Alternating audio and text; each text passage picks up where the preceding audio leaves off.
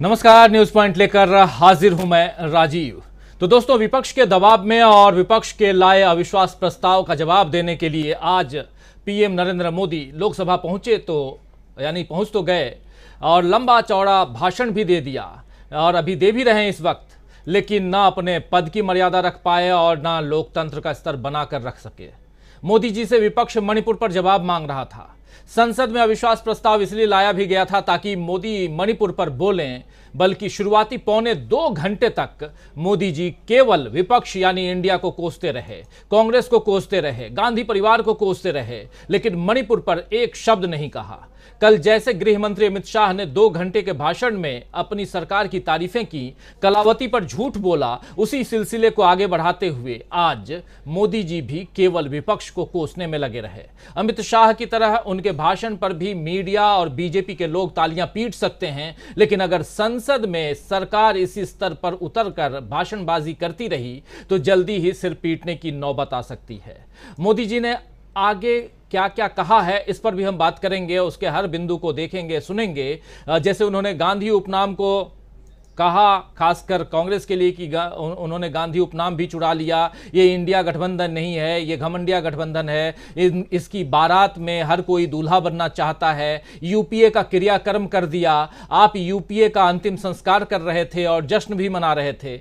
यानी कि जितने निचले स्तर की भाषा का इस्तेमाल हो सकता था, पीएम मोदी ने आज उस स्तर तक उतरकर विपक्ष को दिखा दिया है। मोदी का भाषण किसी नजरिए से प्रधानमंत्री पद पर बैठे व्यक्ति का भाषण तो नहीं था, बल्कि ऐसा लग रहा था कि मानो मोदी संसद में 2024 के चुनाव प्रचार की शुरुआत कर रहे हैं।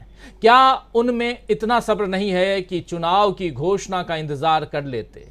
आज उन्होंने ऐलान भी कर दिया कि हम एक बार फिर से आ रहे हैं और विपक्ष अब 2028 में अविश्वास प्रस्ताव लाए। ऐसी बात वो इसलिए कर रहे थे क्योंकि 2019 में चुनाव होना है और 2018 में विपक्ष अविश्वास प्रस्ताव लेकर आया था मोदी कार्यकाल के जो पहला कार्यकाल था उसमें, और अब 2024 में लोकसभा चुनाव है, उससे पहले 2023 में विपक्ष जो है वो फिर से अविश्वास प्रस्ताव लेकर आया है और इस अनुसार वो कह रहे हैं कि अब विपक्ष जो है 2028 में अविश्वास प्रस्ताव लाएगा। हम तो तीसरी बार सरकार बनाने जा रहे हैं। इस वक्त जब हम ये चर्चा कर रहे हैं तो प्रधानमंत्री नरेंद्र मोदी उधर भाषण दे रहे हैं और जब 2.25 घंटे के बाद इंतजार की हद जो हो गई तो विपक्ष ने वॉकआउट कर दिया। ये भी एक अपने आप में एक अजीबोगरीब परिस्थिति बन जाती है जब प्रधानमंत्री नरेंद्र मोदी बोल रहे हों और उधर विपक्ष जो है वो वॉकआउट कर दे। जब विपक्ष वॉकआउट करता है तो प्रधानमंत्री नरेंद्र मोदी फिर मणिपुर का म बोलते हैं, लेकिन 2 मिनट, बस 2 मिनट प्रधानमंत्री नरेंद्र मोदी मणिपुर का म बोलते हैं। उसके बाद फिर 7:02, 6:44 से लेकर 6:46 तक प्रधानमंत्री नरेंद्र मोदी विपक्ष के बाहर जाने के बाद मणिपुर पर अपनी बात रखते हैं और मणिपुर के लोगों पर उनको अपना विश्वास जताते हैं कि वहां शांति बहाल करने की भरसक हम कोशिश करेंगे। उसके बाद फिर 7:02 पर प्रधानमंत्री नरेंद्र मोदी फिर से मणिपुर पर आते हैं। अभी 7:07 हो रहा है और अब की बार जब वो आते हैं तो कांग्रेस, वहां जो कुछ भी हो रहा है उसके पीछे कांग्रेस का हाथ है, क्योंकि पिछली सरकारें जो कांग्रेस की रही हैं उसी ने नॉर्थ ईस्ट को इस तरह इस आग में झोंका है।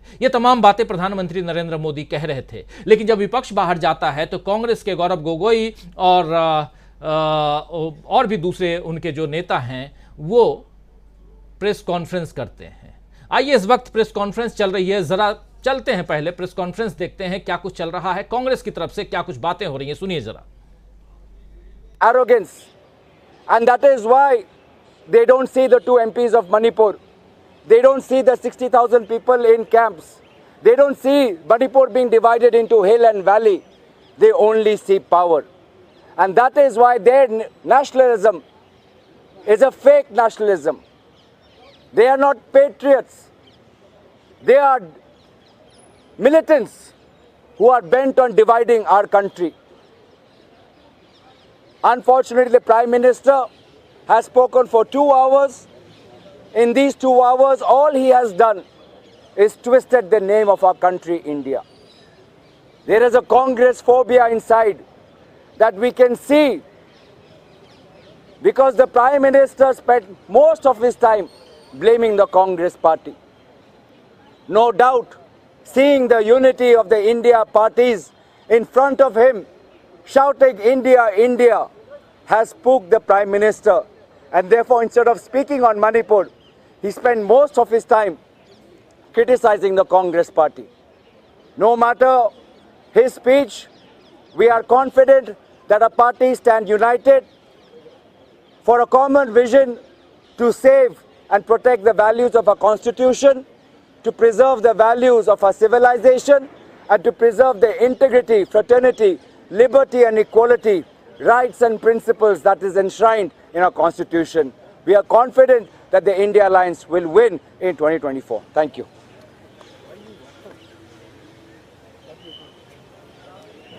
And as I said, because for 2 hours he didn't speak on Manipur,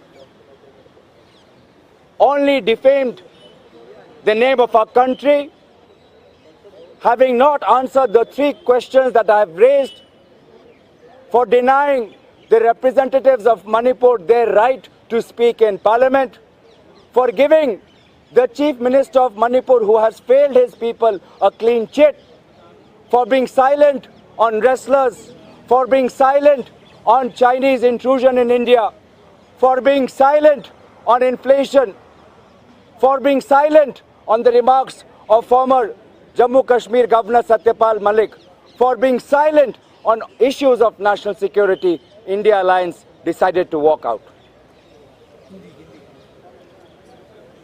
मैं आखिरी का पाठ हिंदी में बोलना चाहता हूं कि क्योंकि प्रधानमंत्री मणिपुर पे कुछ नहीं बोले, क्योंकि प्रधानमंत्री महंगाई पर कुछ नहीं बोले, क्योंकि प्रधानमंत्री चीनी घुसपैठ पे कुछ नहीं बोले, क्योंकि प्रधानमंत्री पूर्व राज्यपाल सत्या मलिक पर कुछ नहीं बोले, क्योंकि प्रधानमंत्री हमारे कुश्ती के खिलाड़ियों के आंदोलन पर कुछ नहीं बोले, इन विभिन्न कारणों के मद्देनजर रखते हुए इंडिया अलायंस ने आज पार्लियामेंट से वॉकआउट किया।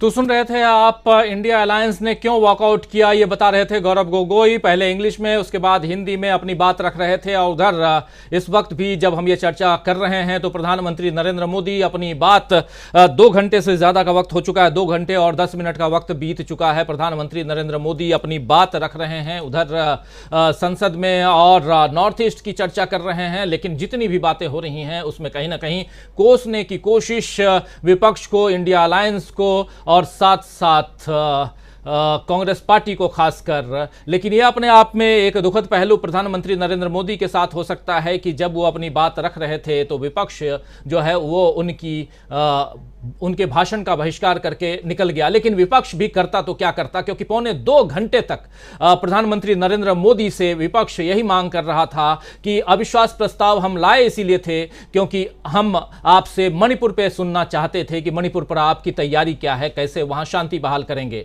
लेकिन प्रधानमंत्री नरेंद्र मोदी तब तक मणिपुर का मौन नहीं बोले जब तक कि विपक्ष अंदर सदन में बैठा हुआ था। और विपक्ष के जाते ही प्रधानमंत्री नरेंद्र मोदी ने 2 मिनट मणिपुर पे अपनी बात रखी और उसके बाद वो आगे अपनी बात फिर से कांग्रेस पर ले आए। आज क्या कुछ कहा प्रधानमंत्री नरेंद्र मोदी ने, बारी बारी से जरा देख लेते हैं, जरा एक एक करके मोदी जी की कुछ कुछ बाइट्स को सामने लेके आइए, जरा सुन लें, जरा उन तमाम हमारे साथी जो जुड़े हुए हैं उन तक भी पहुंचा दें और फिर हम आगे बढ़ेंगे। हमारे साथ बहुत सारे साथी, पैनलिस्ट साथी जुड़े हुए हैं, उनसे भी आपका परिचय करवाऊंगा। लेकिन पहले सुनते हैं प्रधानमंत्री नरेंद्र मोदी क्या कुछ कह रहे हैं, सुनिए।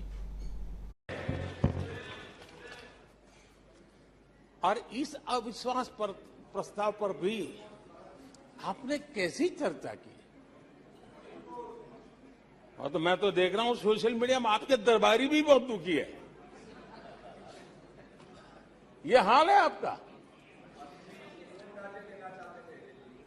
और अध्यक्ष जी देखिए, मजा है इस डिबेट का कि फील्डिंग विपक्ष ने ऑर्गेनाइज की, लेकिन चौके छक्के यहीं से लगे।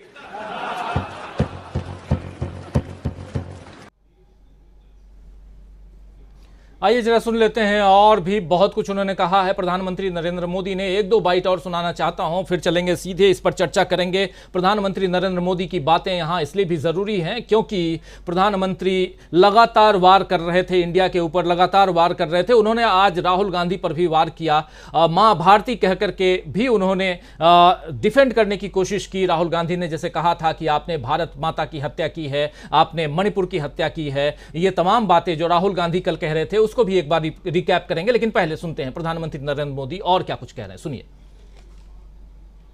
और उनके लिए तो सबसे प्रिय नारा क्या है? मोदी तेरी कब्र खुदेगी। मोदी तेरी कब्र खुदेगी। मोदी तेरी कब्र खुदेगी, ये इनकी पसंदीदा नारा है।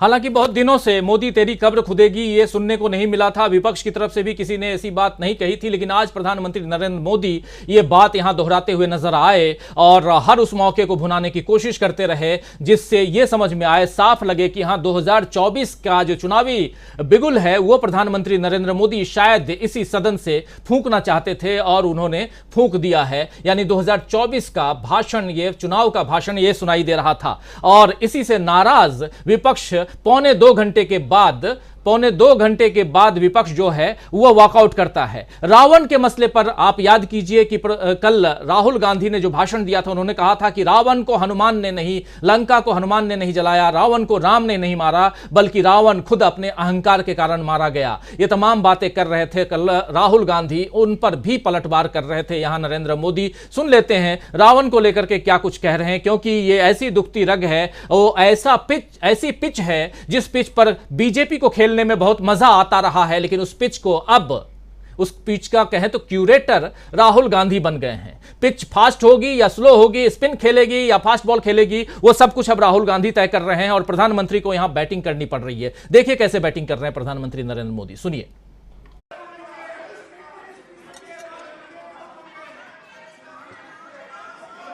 आदरणीय अध्यक्ष जी, बहुत बार कुछ बुरा बोलने के इरादे से भी जब कोशिश होती है तो कुछ न कुछ सच भी निकल जाता है और सच में ऐसे अनुभव हम सबको है, कभी कभी सच निकल जाता है। लंका हनुमान ने नहीं जलाई, लंका हनुमान ने नहीं जलाई, उनके घमंड ने जलाई। और ये बिल्कुल सच है। आप देखिए, जनता जनार्दन भी भगवान राम के रूप की है, जनता जनार्दन भी भगवान राम के रूप की है और इसलिए 400 से 40 हो गए। हनुमान ने लंका नहीं जलाई, घमंड ने जलाई और इसलिए 440 हो गए, 400 से 40 हो गए। आदरणीय अध्यक्ष जी, तो हनुमान ने लंका नहीं जलाई। खैर, प्रधानमंत्री नरेंद्र मोदी आप देख रहे हैं कि कैसे राहुल गांधी की पिच पर खेल रहे हैं। राहुल गांधी मोहब्बत की दुकान खोलने की बात करते हैं, उस बात का जिक्र भी प्रधानमंत्री नरेंद्र मोदी यहां करते हुए सुनाई दिए, दिखाई दिए। जरा सुन लेते हैं क्या कुछ कह रहे हैं मोहब्बत की दुकान को लेकर के, सुनिए। जी, और उनके लिए तो सबसे प्रिय नारा क्या है? मोदी तेरी कब्र खुदेगी। मोदी तेरी। कांग्रेस की मुसीबत समझता हूं, एक ही फेल्ड प्रोडक्ट उसको बार बार लॉन्च करते हैं, हर बार लॉन्चिंग फेल हो जाती है और अब उसका नतीजा ये हुआ है, मतदाताओं के प्रति उनकी नफरत भी 7वें आसमान पर पहुंच गई है। उनका लॉन्चिंग फेल होता है, नफरत जनता पे करते हैं। लेकिन पीआर वाले, प्रचार क्या करते हैं? मोहब्बत की दुकान का प्रचार करते हैं, इकोसिस्टम लग पड़ती है। इसलिए देश की जनता भी कह रही है, ये है लूट की दुकान, ये है लूट की दुकान, झूठ का बाजार। ये है लूट की दुकान, झूठ का बाजार। इसमें नफरत है, घोटाले हैं, तुष्टीकरण है, मन काले हैं। परिवारवाद की आग के दशकों से देश हवाले है। और तुम्हारी दुकान ने, और तुम्हारी दुकान। तो दोस्तों, ऐसा पहली बार हो रहा है जब इस तरह की भाषा में पीएम नरेंद्र मोदी या कोई भी प्रधानमंत्री जवाब दे। आपको बता दूं कि 1963 में प्रधानमंत्री जवाहरलाल नेहरू के नेतृत्व वाली सरकार के खिलाफ आचार्य जेबी कृपलानी ने अपना पहला अविश्वास प्रस्ताव लाया था। इस मतलब ये ऐतिहासिक है, अपना नहीं बल्कि इस आजाद भारत का पहला अविश्वास प्रस्ताव था। जेबी कृपलानी लेकर आए थे पहला अविश्वास प्रस्ताव 1963 में। प्रस्ताव पर 4 दिनों तक 21 घंटे तक बहस चली, जिसमें 40 सांसदों ने भाग लिया था। तब अपने बयान में लोकसभा में पंडित नेहरू ने कहा था कि अविश्वास प्रस्ताव का उद्देश्य सरकार में बैठी पार्टी को हटाकर उसकी जगह लेना होता है, और यह होना भी चाहिए। वर्तमान उदाहरण में दोस्तों यह स्पष्ट है, यह साफ है कि ऐसी कोई अपेक्षा या आशा अविश्वास प्रस्ताव से नहीं थी। हालांकि बहस कई मायनों में दिलचस्प थी और मुझे लगता है कि चर्चा लाभदायक भी थी। तो ये तमाम बातें जो हैं ये उस वक्त कह रहे थे नेहरू जी, और अभी भी जो कुछ हो रहा है इसको आप समझ सकते हैं, देख सकते हैं। नेहरू जी की बात और आज की बात में कितना फर्क है ये सब आप समझ सकते हैं। लोकतंत्र कितना महान हो सकता है ये नेहरू के इस जो बयान था उस बयान से साबित होता है। 1963 से अब तक संसद में ये 28वां अविश्वास प्रस्ताव है, लेकिन ऐसा जवाब कभी किसी पीएम ने नहीं दिया जैसा जवाब आज प्रधानमंत्री नरेंद्र मोदी दे रहे थे। कल गृह मंत्री अमित शाह ने कहा था कि प्रधानमंत्री मोदी पर पूरे देश को विश्वास है, भले विपक्ष को अविश्वास हो। यहां ध्यान देने वाली बात यह है दोस्तों कि इंडिया के 144 सांसदों का समर्थन अविश्वास प्रस्ताव को है। तो क्या हम इन 144 लोगों को इस देश की जनता में से अलग माने? यानी कि 144 लोग जो हैं वो इस देश की, उसे 144 जो सांसद हैं उसे इस देश की जनता ने नहीं चुना है? क्या उनके अविश्वास का एक मतलब यह नहीं है कि जिस क्षेत्र की जनता का वो प्रतिनिधित्व करते हैं उसे भी सरकार पर अविश्वास है? अमित शाह किस तरह पूरे देश के विश्वास का दावा कर सकते हैं? मणिपुर के मुद्दे पर गृह मंत्री ने हाथ जोड़कर दोनों समुदायों से शांति की अपील की। सवाल यह है कि इस अपील से क्या मार काट रुक सकती है? 2021 में म्यांमार में हुए तख्तापलट का हवाला देते हुए अमित शाह ने कहा था कल कि बड़ी संख्या में कुकी शरणार्थी वहां से आए हैं। डेमोग्राफी बदलने का डर बना और उसके बाद अशांति के हालात बने। सवाल यह है कि जब 2 साल से यह हालात मणिपुर में बन रहे थे तो वहां की और केंद्र सरकार की, यानी केंद्र की सरकार को इसकी भनक क्यों नहीं हुई? क्या यह मोदी सरकार की असफलता नहीं है? विपक्ष ने इसी नाकामी को लेकर अविश्वास प्रस्ताव पेश किया था, लेकिन मोदी जी उस पर चर्चा की जगह बाकी सारी बातें कर रहे हैं। तो क्या माना जाए? कई सारे सवाल हैं। मोदी जी जब नॉर्थ ईस्ट पे तब आए जब विपक्ष वॉकआउट कर जाता है। मोदी जी मणिपुर पर तब आए जब राहुल गांधी समेत, सोनिया गांधी समेत, अधीर रंजन चौधरी समेत और गौरव गोगोई जो अविश्वास प्रस्ताव के प्रेषक हैं वो वॉकआउट, उनके साथ तमाम विपक्ष के नेता वॉकआउट कर जाते हैं। क्या कारण है? आखिर ऐसा क्यों? इस क्यों का जवाब ढूंढने की कोशिश करते हैं। आइए हमारे साथ कुछ वरिष्ठ साथी जुड़े हुए हैं, उन सबसे आपका परिचय करवाता हूं। लंबा वक्त आप लोगों का ले लिया हूं और देखिए इस वक्त 5 वरिष्ठ साथी जुड़े हुए हैं हमारे साथ जयशंकर गुप्त जी जुड़े हुए हैं, हमारे साथ डॉक्टर प्रकाश हिंदुस्तानी जी जुड़े हुए हैं, प्रेम कुमार जी हमारे साथ जुड़े हुए हैं, प्रशांत टंडन जी जुड़े हुए हैं, अमलेंदु उपाध्याय जी जुड़े हुए हैं। आप सबका स्वागत करता हूं इस कार्यक्रम में। और स्वागत इस्तकबाल आप तमाम दोस्त साथी शुभचिंतक आप सबका जो अब तक जुड़ चुके हैं, जो जुड़ने वाले हैं। खास दिन देश के लोकतंत्र के हिसाब से एक खास और भी पहलू है, वो भी यहां रख देना चाहता हूं। फिर चर्चा को आगे बढ़ाते हैं। सीधे आऊंगा फिर प्रशांत टंडन जी के पास में, इसलिए भी क्योंकि इलेक्शन कमीशन, चुनाव आयोग और चुनाव आयुक्त उसका प्रमुख होता है। चुनाव आयुक्त की नियुक्ति के लिए अभी 5 जजों की पीठ थी पिछले दिनों, 6 महीने पहले की बात है या उससे ज्यादा दिन हो गए, गुजर गए, क्योंकि समय बहुत जल्दी तेजी से बदलता है, आप सब जानते हैं। और वहां इन 5 जजों की पीठ ने यह फैसला सुनाया था कि चुनाव आयुक्त की नियुक्ति जो होगी उसमें, उस नियुक्ति में 3 लोगों का पैनल होगा और उनकी सिफारिश पर राष्ट्रपति महोदय जो हैं या महोदया वो ठप्पा लगाएंगी, यानी कि नियुक्ति करेंगी। सिफारिश करने वाले जो 3 लोग थे उसमें वो कौन कौन लोग आज की तारीख में भी हैं? CJI हैं, चीफ जस्टिस ऑफ इंडिया, आज की तारीख में चंद्रचूड़ साहब हैं, और उसके अलावा प्रधानमंत्री, देश के प्रधानमंत्री वो, और एक विपक्ष का नेता। अब CJI को वहां से हटाने का, यानी कि जो नियुक्ति होगी अब चुनाव आयुक्त की, उस नियुक्ति में चीफ जस्टिस ऑफ इंडिया नहीं होंगे, उस नियुक्ति में अब उनकी जगह देश का नॉमिनेटेड कोई मंत्री होगा, केंद्रीय मंत्री, यानी कि मोदी जी का कोई सहयोगी होगा, और साथ में एक विपक्ष का, अधीर रंजन चौधरी जैसे विपक्षी दल का नेता होगा। अब इसके आगे कुछ कहने की जरूरत नहीं है। चुनाव आयुक्त की नियुक्ति ऐसे होगी, और यह बिल ऑलरेडी आज राज्यसभा के पटल पर रख दिया गया है। राज्यसभा से पारित होने के बाद कल इसे लोकसभा से पारित करवा दिया जाएगा, और उसके बाद यह कानून बनेगा, और यहां CJI की दखल नहीं होगी, यानी कि अब चुनाव आयुक्त की नियुक्ति 3 जो ये हैं, 3 में से 2 तो कर ही लेंगे, 2 बनाम 1। अधीर रंजन चौधरी वहां ताली बजाने के लिए हैं। खैर, आना चाहता हूं प्रशांत टंडन जी आपके पास, और आपसे समझना चाहता हूं जरा उससे हट करके जो मोदी जी का भाषण था, और उस भाषण के साथ साथ राहुल गांधी के भाषण का बहुत ज्यादा असर दिखाई दिया मोदी जी के ऊपर, और घबराहट ऐसी, सीधे शब्दों में देश के प्रधानमंत्री हैं, इसलिए भी उनसे यह उम्मीद रहनी चाहिए हम सबको कि एक बोल्ड भाषण होना चाहिए था। जब वॉकआउट कर जाता है विपक्ष, तब प्रधानमंत्री फटाफट मणिपुर पे आते हैं। किस रूप में इसको देखा जाए, और वो भी 2 मिनट के लिए?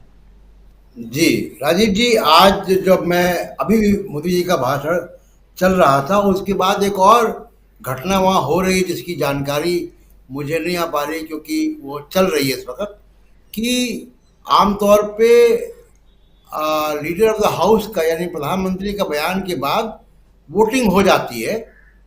ये पार्लियामेंट्री अफेयर्स मिनिस्टर कोई एक प्रस्ताव वहाँ पे शायद लेकर आए इसके बाद, तो वो जानकारी भी थोड़ी देर में आएगी। देखिए, आज मोदी जी का जो भाषण अभी भी चल रहा था, अब शायद खत्म हुआ है, कुंठाओं से भरा हुआ था और बहुत अच्छे संतुलन में प्रधानमंत्री नहीं थे। मैं राजनीति की बात नहीं कर रहा हूँ राजीव जी, राजनीति में बहुत सारी चीजें किनारे रख दी जाती हैं। प्रधानमंत्री मोदी ने पिछले प्रधानमंत्रियों के कार्यकाल की चर्चा की, और उस कार्यकाल की चर्चा में राजनीतिक कांग्रेस के ऊपर राजनीतिक हमले करते करते प्रधानमंत्री ने भारत की वायुसेना और भारत की सेना पर गंभीर आरोप लगाए। एक जो आप कह रहे थे कि वहां कोई प्रस्ताव रख रहे थे संसदीय कार्य मंत्री, प्रस्ताव यह था कि अधीर रंजन चौधरी को लोकसभा से सस्पेंड किया जाए, यह प्रस्ताव था, और यह प्रस्ताव वहां दे दिया गया है। और दूसरी तरफ विपक्ष की गैर मौजूदगी में ध्वनि मत से यह अविश्वास प्रस्ताव गिर गया है, यानी कि सरकार के पक्ष में जो सरकार के पक्ष के लोग बैठे हैं उन्होंने ध्वनि मत से इसे पास कर दिया है। ये 2 बातें यहां हैं महत्वपूर्ण जो रखना चाहता हूं। अधीर रंजन चौधरी को लोकसभा से सस्पेंड करने का प्रस्ताव यहां पर संसदीय कार्य मंत्री ने दिया था। जी, क्योंकि अधीर रंजन चौधरी प्रधानमंत्री के भाषण के दौरान खड़े हो गए थे और उन्होंने कुछ अपनी बात कहनी चाहिए थी, और ये भी पहली बार हो रहा है कि नेता प्रतिपक्ष को ही आप बाहर निकाल दें, और जो कांग्रेस सबसे बड़ी पार्टी है उसके जो संसदीय दल के नेता हैं वहाँ पे उनको ही बाहर निकाल दें। लेकिन जो बात मैं राजीव जी कह रहा था कि प्रधानमंत्री मोदी ने एयरफोर्स और भारतीय सेना पर भी गंभीर आरोप लगाए, उन्होंने कहा कि कांग्रेस के ऊपर आरोप लगाया या सेना भेजी अकाल तख्त में। किन मजबूरियों में सेना गई थी वहां पे? भिंडरावाला वहां पे था। भिंडरावाला वहां से देश विरोधी जी जो है वो गतिविधियां चला रहा था। हथियारों के जखीरे वहां पे थे और सेना वहां पे, मुझे याद है कि नंगे पैर सेना वहां गई थी। सेना के अफसर नंगे पैर उन दिनों में दूरदर्शन में देखता था और सर पे वो स्कार्फ भी पहनते थे और पूरे सम्मान के साथ वहां गए थे। तो प्रधानमंत्री क्या भिंडरावाले को लेजिटिमाइज कर रहे हैं यहाँ पे कि वो नहीं होना चाहिए था? जी एयरफोर्स ने मिजोरम पे किन परिस्थितियों में एयरफोर्स ने सॉर्टीज वहां पे ली थी 60 के दशक में, वो उसका आज क्या औचित्य है? और एयरफोर्स पे, अपनी एयरफोर्स पे इन्होंने एक वाक्य इस्तेमाल किया, अगर वो बाइट हो तो निकलवा दीजिएगा, जी कि कांग्रेस ने अपनी एयरफोर्स, कांग्रेस के पास अपनी एयरफोर्स नहीं है, उसका नाम भारतीय वायुसेना है। और बहुत दावे के साथ राजीव जी कह सकता हूं कि कई बार, एक नहीं कई बार, हमारे सेना के अफसर, कमांडर्स पॉलिटिकल लीडरशिप की बात 100% नहीं मान लेते हैं। बिल्कुल। मैं दो उदाहरण आपको देता हूं। एक रीसेंट उदाहरण इन्हीं की सरकार के हैं कि ऑपरेशन ग्रीन हंट में सेना से मदद मांगी गई थी गनशिप की। सेना ने और जनरल वीके सिंह ने मना कर दिया था।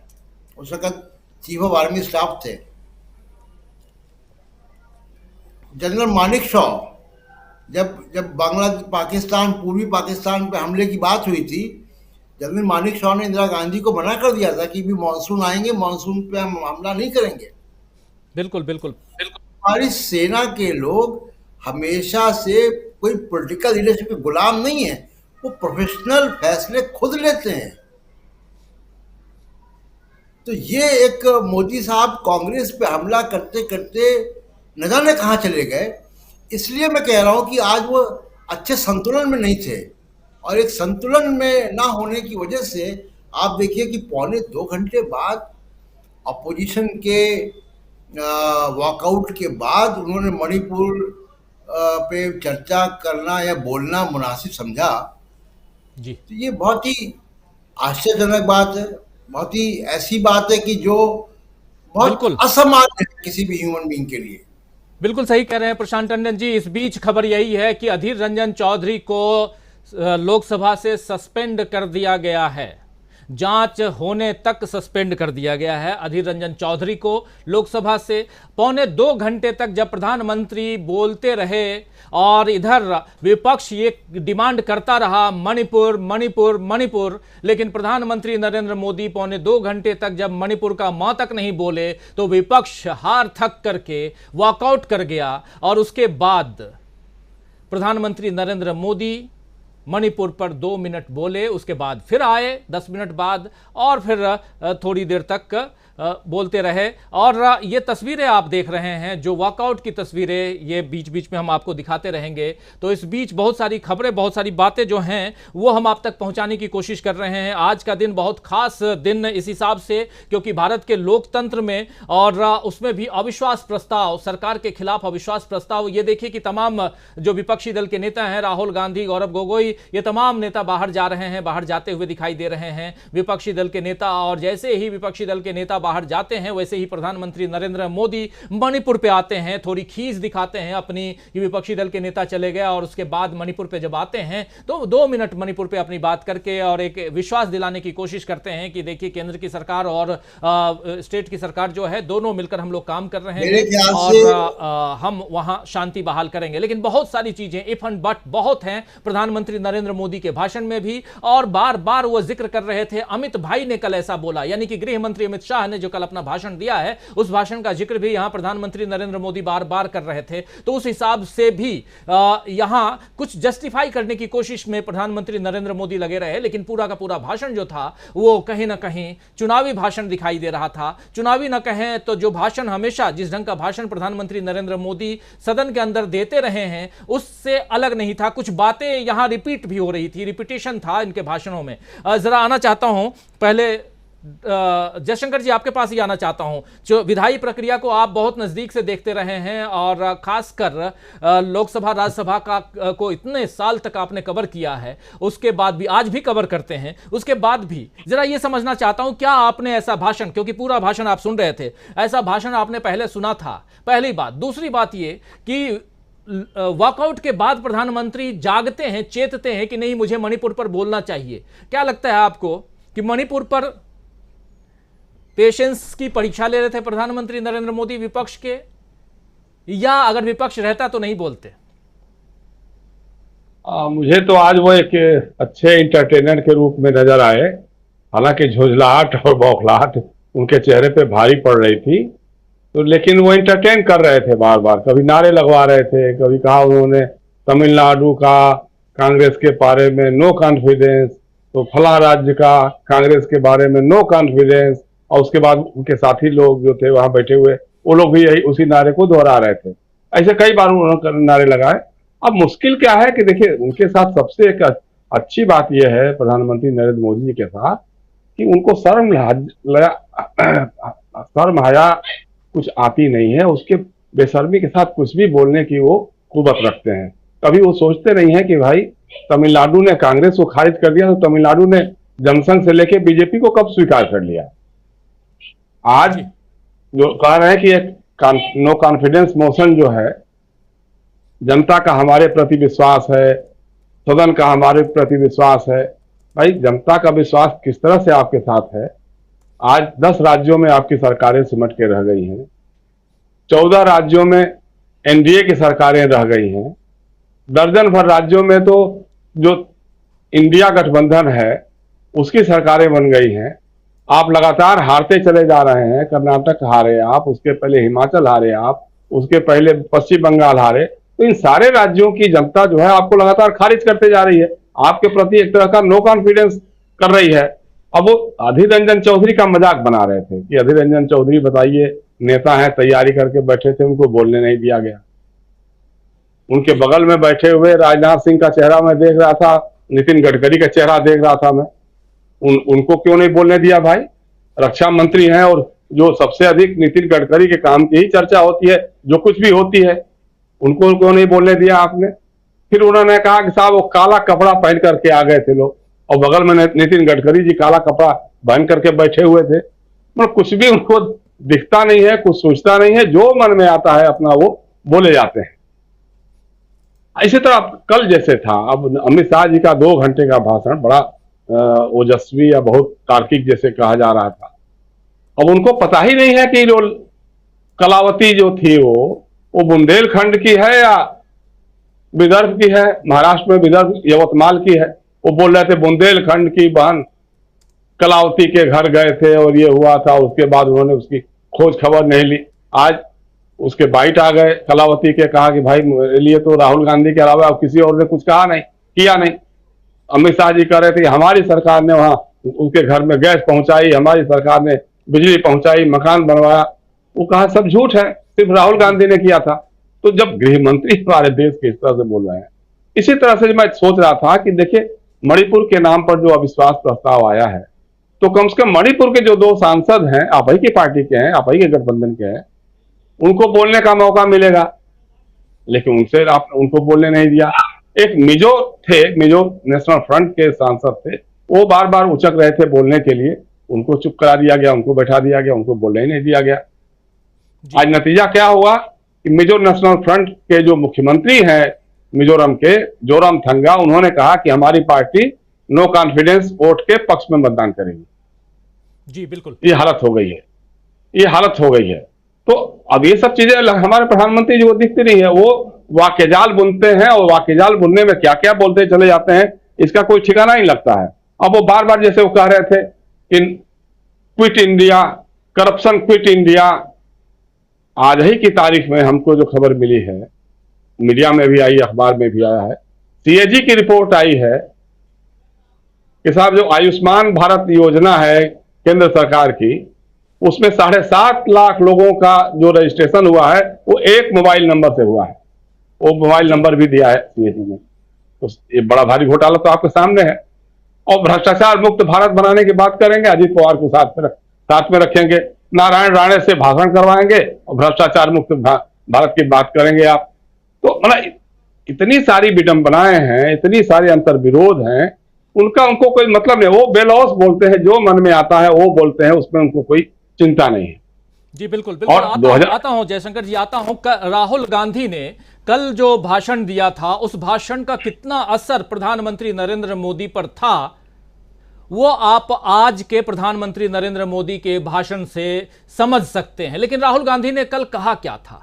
जरा रावण को लेकर के यहां चर्चा कर रहे थे, हनुमान को लेकर के चर्चा कर रहे थे प्रधानमंत्री नरेंद्र मोदी। राहुल गांधी ने क्या कुछ कहा था, जरा एक बार रिकैप कर लेते, जरा सुन लेते हैं। राहुल गांधी ने भाषण में कहा क्या था, जिसको लेकर के, हालांकि राहुल गांधी के भाषण के कई शब्दों को, हिस्सों को एक्सपंज किया गया है, और कांग्रेस का यह भी आरोप है कि राहुल गांधी को ज्यादा नहीं दिखाया गया।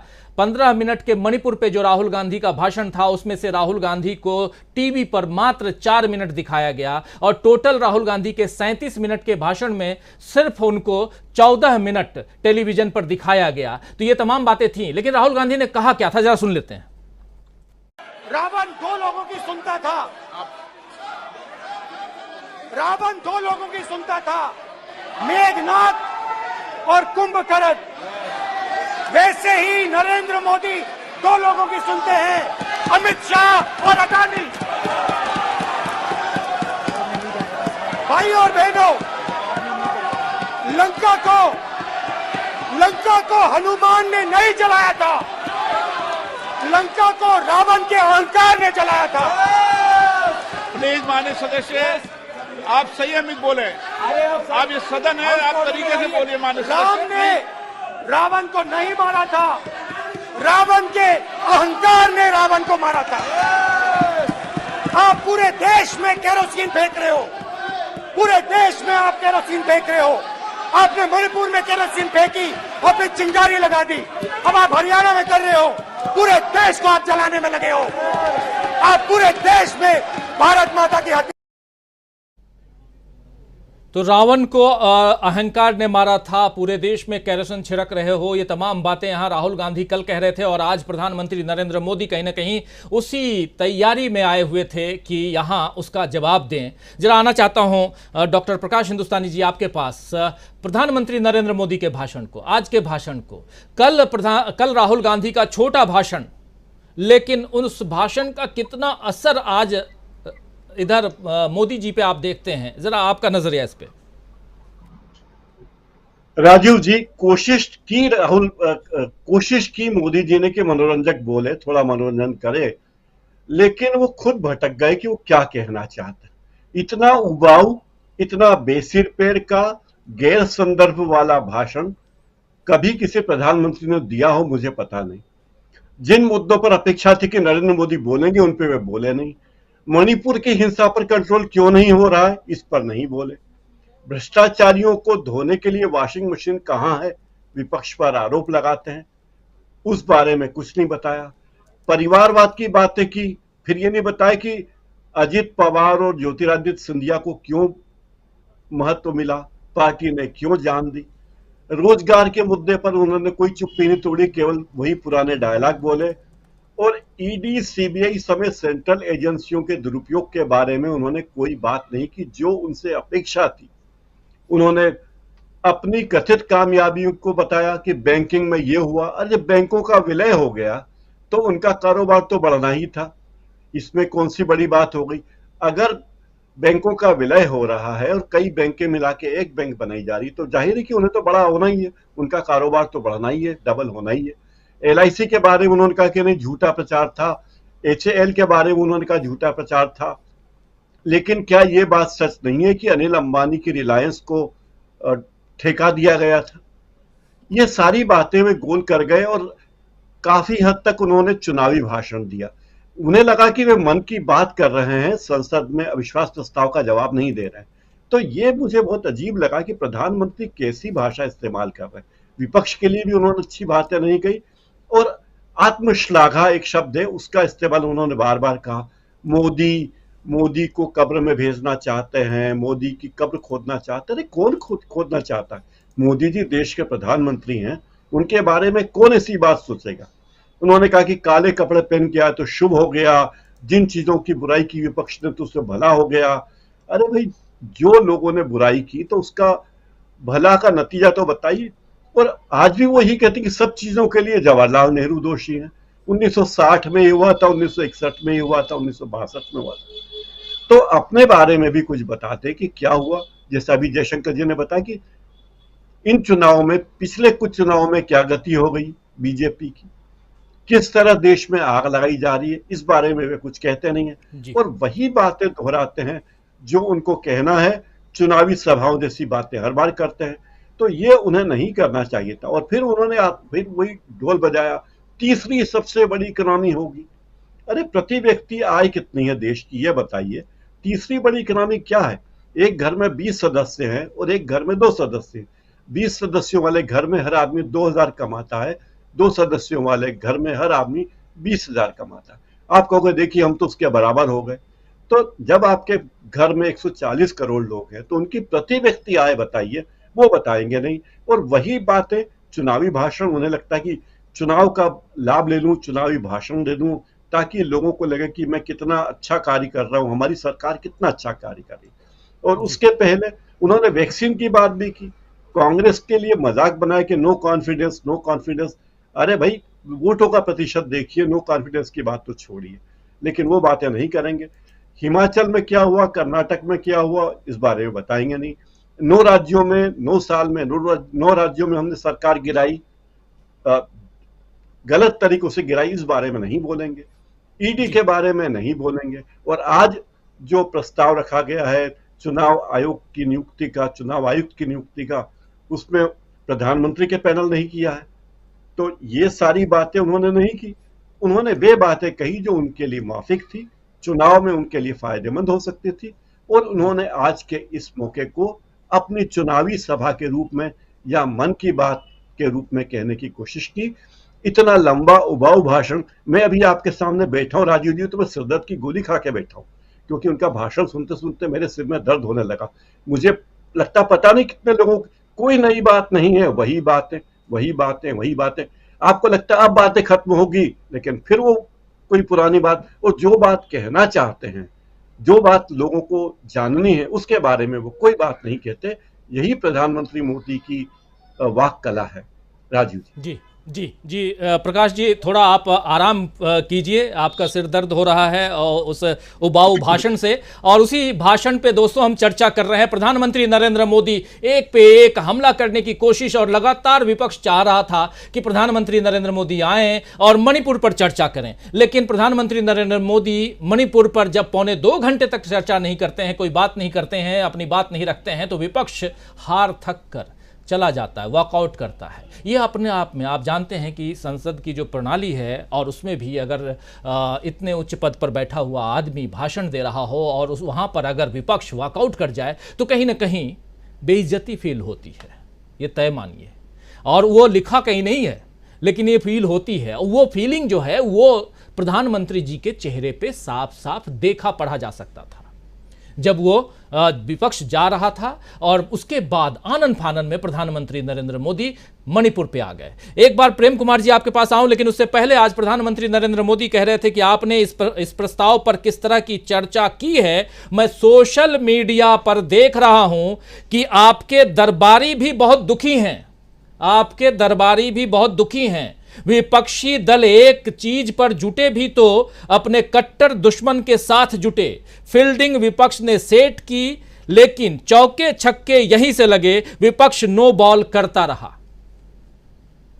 प्रेम कुमार जी, ये दरबारी कौन है? राजीव जी, मुझे इस बात में थोड़ी सच्चाई भी लगती है। सच्चाई क्या लगती है कि हर समय कल भी जब प्रधानमंत्री जी ने बोला तो कई जगह पैनल पर बैलेंस होता है कि दो लोग इधर से बोलते, दो लोग उधर से बोलते। मैं अकेला हो गया, ऐसा मुझे महसूस हुआ कि लोगों ने समय देखते हुए रूप बदल लिया। उनको लगने लगा कि अमित शाह ने बहुत अच्छा भाषण दिया और राहुल गांधी को कुछ और अच्छा बोलना चाहिए था। तो ऐसे कई लोग मिले हैं जो वाकई निराश हुए, जिनको बात समझ में नहीं आई।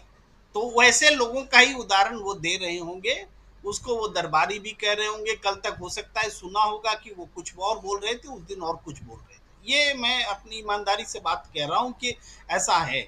लेकिन वास्तव में जिन्होंने अमित शाह जी की पूरे भाषण को सुना, उनकी कमियों को समझा, उनके झूठ को पकड़ा और ये आकलन किया कि अमित शाह जी का भाषण क्या है। मैंने आज सुबह से एक आकलन रखा था कि अमित शाह जी ने अगर 2 घंटा 3 मिनट भाषण दिया है तो नरेंद्र मोदी जी उससे ज्यादा भाषण देंगे, उससे छोटा भाषण नहीं देंगे। ये मेरा आकलन था और ओपन था, वो सही हुआ। 2 घंटा 13 मिनट भाषण दिया। मेरा और भी आकलन था कि आपके साथ भी पहले भी हमने कहा कि मणिपुर पर नहीं बोलेंगे प्रधानमंत्री, ये भी था। वो आंशिक रूप से सच हुआ। कारण यह कि मणिपुर पर उन्होंने बोला तो, मगर मणिपुर पर जो जवाब देना था रिस्पॉन्सिबिलिटी के साथ, उन सब चीजों से वो कन्नी काट गए और सिर्फ मणिपुर का की बात उन्होंने अमित शाह जी के भाषण के संदर्भ में कुछ बातें कही। ये सारी बातें तो अमित शाह बोल गए हैं। तो मेरा ये आकलन था कि अमित शाह जी ने जो पूरी बात कह दी है, तो अब ये नरेंद्र मोदी जी एस्केपिंग रूट पकड़ चुके हैं, वो मणिपुर पर नहीं बोलेंगे और वो बात सही साबित हुई। तो देश मणिपुर पर बोलने के लिए नरेंद्र मोदी जी से अपेक्षा रख रहा था। और मणिपुर पर बोलने के मायने क्या है? मणिपुर पर बोलने का मतलब है कि मणिपुर में सतत हिंसा क्यों चल रही है, ये हिंसा रुक क्यों नहीं रही है, इसका जिम्मेदार कौन है, मुख्यमंत्री से इस्तीफा क्यों नहीं लिया गया, भाई आज तक कोई एक्शन क्यों नहीं हुआ, मारे गए लोगों के प्रति संवेदना के शब्द क्यों प्रधानमंत्री जी ने नहीं बोले, प्रधानमंत्री जी मणिपुर गए क्यों नहीं, प्रधानमंत्री जी ने मारे गए लोगों के प्रति संवेदना क्यों नहीं प्रकट की, मुआवजा का ऐलान क्यों नहीं हुआ। ये सारे सवाल थे जिसका जवाब नहीं मिला। इसके अलावा गृह मंत्री और प्रधानमंत्री जी के बयान को मैं कंपेयर करना चाहूंगा। गृह मंत्री जी ने कहा था कि जो मणिपुर में हुआ उसके अगले ही दिन हमने सब कुछ अपने हाथ में ले लिया था, भाई सलाहकार नियुक्त कर दिए थे, अर्धसैनिक बल तैनात कर दिए थे। तो प्रधानमंत्री जी ने क्या कहा था कि ये कानून व्यवस्था का मामला है, और मैं पहले से कहता रहा कि ये कानून व्यवस्था का मामला कतई नहीं है। गृह मंत्री जी ने उसकी पुष्टि की कि ये कानून व्यवस्था का मामला था भी, तो वो फेल हो गया कानून व्यवस्था, हमने अर्धसैनिक बल लगा करके ये बड़ा मामला था, इसको हमने अपने हाथ में ले लिया। यानी गृह मंत्री ने प्रधानमंत्री जी की बात को सरासर गलत ठहरा दिया। इसके बाद जब सब कुछ आपने अपने हाथ में ले लिया तो उसके बाद जो घटनाएं घटी, उन घटनाओं में से सिर्फ एक वीडियो की सैंपलिंग जो सामने आई, उसके बाद उस घटना की जो विभत्स है, बर्बरता है, उसका स्वरूप सामने आया। तब इसके बाद क्या हुआ? तब प्रधानमंत्री जी अचानक गुस्से में आए, उनका क्रोध हुआ, ये सब दिखा 36 सेकंड में। और आज जब वो बोल रहे हैं सदन में, तो उस गुस्से के बाद क्या कोर्स ऑफ एक्शन है मणिपुर के लिए? मणिपुर में केवल शांति का सूरज लौटेगा, बोल देने से क्या शांति का सूरज लौटेगा? यही तो बात उन्होंने लास्ट में कही है। तो मणिपुर में शांति, जरा सुन लेते हैं प्रेम कुमार जी, जरा सुन लेते हैं मणिपुर पर मोदी जी ने कहा क्या है, जरा सुन लेते हैं। ये बहुत महत्वपूर्ण है, पूरा का पूरा ये मामला जो है मणिपुर को लेकर के है। प्रधानमंत्री नरेंद्र मोदी ने मणिपुर पर बोला क्या, जरा सुनिए। और मैं देश के सभी नागरिकों को आश्वस्त करना चाहता हूं कि जिस प्रकार से प्रयास चल रहे हैं, निकट भविष्य में शांति का सूरज जरूर उगेगा। मणिपुर फिर एक बार नए आत्मविश्वास के साथ आगे बढ़ेगा। मैं मणिपुर के लोगों से भी आग्रहपूर्वक कहना चाहता हूं, वहां की माताओं, बहनों, बेटियों से कहना चाहता हूं, देश आपके साथ है, ये सदन आपके साथ है। हम सब मिलकर के, कोई यहां हो या ना हो, हम सब मिलकर के इस चुनौती का समाधान निकालेंगे। वहां फिर से शांति की स्थापना होगी। मैं मणिपुर के लोगों को विश्वास दिलाता हूं कि मणिपुर फिर विकास की राह पर तेज गति से आगे बढ़े, उसमें कोई प्रयासों में कोई कसर नहीं रहेगी।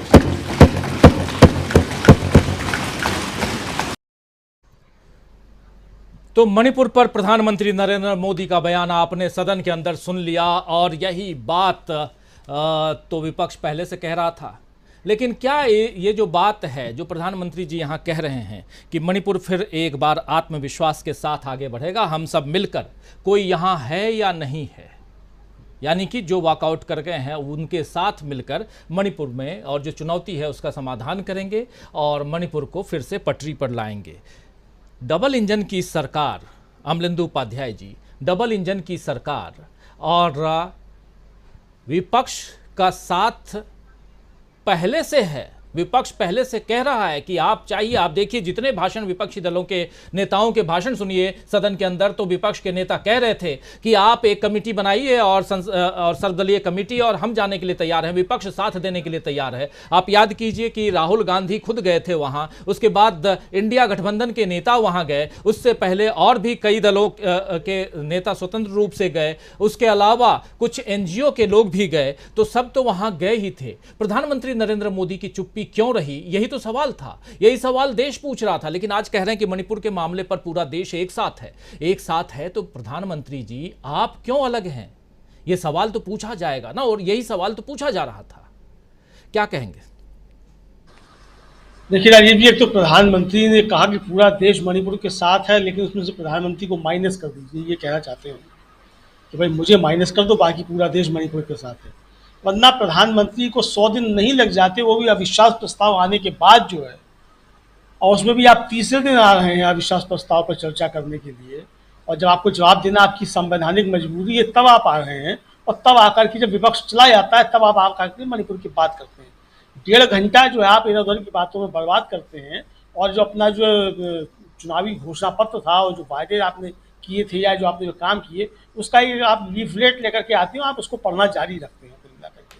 तो ये प्रधानमंत्री का मुझे लगता है ये बहुत बड़ा फेल्योर था। मुझे लगता है कि राहुल गांधी के कल के भाषण का प्रधानमंत्री के ऊपर जबरदस्त असर हुआ, और प्रधानमंत्री उस से उबर ही नहीं पाए जो राहुल गांधी के आक्रमण थे, और वो इसलिए मुझे लगता है कि प्रधानमंत्री के ऊपर असर हुआ क्योंकि राहुल गांधी ने जो बातें कही थी वो लगता है कि काफ़ी हद तक सच थी। प्रधानमंत्री का अंतर्मन जो था वो ये स्वीकार करने के लिए कतई तैयार नहीं हो पा रहा था कि राहुल गांधी इतना सच बोल कैसे गए, वो सदन के बीच हो गए, जबकि सारा देश जो था वो राहुल गांधी को सुन रहा था इस तरीके से। तो प्रधानमंत्री के पास उन सवालों के चूंकि कोई जवाब नहीं थे, और इसलिए प्रधानमंत्री ने उन सवालों को कोई जवाब दिए भी नहीं, मतलब थे भी नहीं और दिए भी नहीं, दोनों बातें थी। अगर होते तो प्रधानमंत्री उन सवालों के जवाब निश्चित तौर पे देते, और उनका जो चिर परिचित अंदाज है उस अंदाज में देते। लेकिन प्रधानमंत्री जो थे बिल्कुल उन मसलों पे खामोश रहे, और किसी भी तरीके से विपक्ष के उन सवालों के वो जवाब नहीं दे पाए। अब जो प्रधानमंत्री कह रहे हैं कि साहब पूरा देश साथ है, ये सदन जो है वो साथ है मिलकर के जो यहाँ है, और चले गए। अरे भाई, गौरव गोगोई ने जब रखा था अपना अविश्वास प्रस्ताव, उस समय भी उन्होंने ये कहा था कि प्रधानमंत्री जी आप बनाइए कमेटी और हम सब चलने को तैयार हैं, आप भी चलिए, हम भी चलें, विपक्ष भी चले और सत्ता पक्ष भी चले, यही तो बात कही गई थी। और यही कहा गया था कि भाई चूंकि सरकार सुन नहीं रही है, सरकार अपनी बात रख नहीं रही है, और प्रधानमंत्री मणिपुर को कुछ बोलने के लिए तैयार नहीं है, और परिस्थितियां वहाँ की बहुत ज़्यादा खराब हो रही हैं, इसलिए विपक्ष मजबूर हुआ है इस अविश्वास प्रस्ताव को लेकर के आने के लिए। तो जाहिर सी बात है ये सब थी। अब जिस तरीके से अमित शाह जी ने कल बातें की राजीव जी, उसके बाद अगर प्रधानमंत्री भी उन्हीं बातों को आकर के सदन में दोहराएं तो अमित शाह जी का भी समय खराब करना है। प्रधानमंत्री ने अपना समय खराब किया, चूंकि वो 17 घंटे जो काम करते हैं उसमें से 2 घंटे तो आज यहाँ पर भाषण दे गए उन 17 घंटे में से। अब 15 घंटे पता नहीं उन्होंने काम क्या किया क्या नहीं किया। तो ये समय की बर्बादी थी, देश की भी समय की बर्बादी थी। अगर आपको यही सब बातें करनी थी आप अपनी मन की बात में कर सकते थे ये सारी बातें, सदन का समय खराब करने की सबकी क्या आवश्यकता थी कुल मिलाकर के। तो ये है दूसरी बात राजीव जी की, जो उन्होंने प्रधानमंत्री ने बहुत सारी बातें कही उसमें, और जो सबसे महत्वपूर्ण बात है जो उन्होंने ऑपरेशन ब्लू स्टार को लेकर के जो बातें कही। मेरे सामने राजीव जी 2 खबरें हैं। लालकृष्ण आडवाणी की आत्मकथा आई शायद 2008 में, और उसका पृष्ठ नंबर 430 का हवाला देते हुए एक खबर मेरे सामने रखी हुई है। अकाली दल के नेता हुआ करते थे उस समय सुखदेव सिंह ढींढसा, उनका बयान है, उनका ये किसी हाल में आडवाणी जी की बात स्वीकार्य नहीं है। और आडवाणी जी ने उसमें लिखा है बाकायदा साहब कि उन्होंने था वो एक तरीके से कहा है कि ऑपरेशन ब्लू स्टार करने के लिए इंदिरा गांधी को मजबूर किया, मतलब ये उनका जन आंदोलन था। ये शब्द किए हैं उन्होंने इस्तेमाल। और याद होगा जयशंकर जी यहाँ बैठे हुए हैं, मुझे शायद ध्यान पड़ता हम लोग छोटे छोटे थे सन 82 के आखिर में या सन 83 के शुरू में, बैलगाड़ी पर बैठ करके अटल जी और आडवाणी जी दोनों ने दिल्ली में रैली निकाली थी पंजाब में सेना भेजने की मांग को लेकर के जी। ये फैक्ट्स हैं। और आज भारतीय जनता पार्टी के नेता है कैप्टन अमरिंदर सिंह, 2014 में उनका बयान है कि लालकृष्ण आडवाणी ने ऑपरेशन ब्लू स्टार को समर्थन किया था। प्रधानमंत्री जब जवाब दिलवाए कैप्टन अमरिंदर सिंह से, अगर ये यही बात है तो बहर को मिला के चूंकि प्रधानमंत्री को बोलने का समय था और विपक्ष भी जा चुका था, तो प्रधानमंत्री कुछ भी बोल सकते हैं क्योंकि उनके पास समय है सब कुछ। और देश के इकलौते ऐसे प्रधानमंत्री हैं जो सबसे ज्यादा बोलते हैं, रिकॉर्ड है उनके नाम सबसे ज्यादा बोलने के, तो कुछ भी बोल सकते हैं प्रधानमंत्री, तो कुछ भी बोल के चले गए हैं जी। बहुत सारी बातें यहाँ पर जिसके जो सच्चाई की तह में अगर जाएंगे तो बहुत कुछ यहाँ आंकड़ों के आधार पर, बहुत कुछ तथ्यों के आधार पर असत्य पाया जाएगा, यानी कि गलत पाया जाएगा।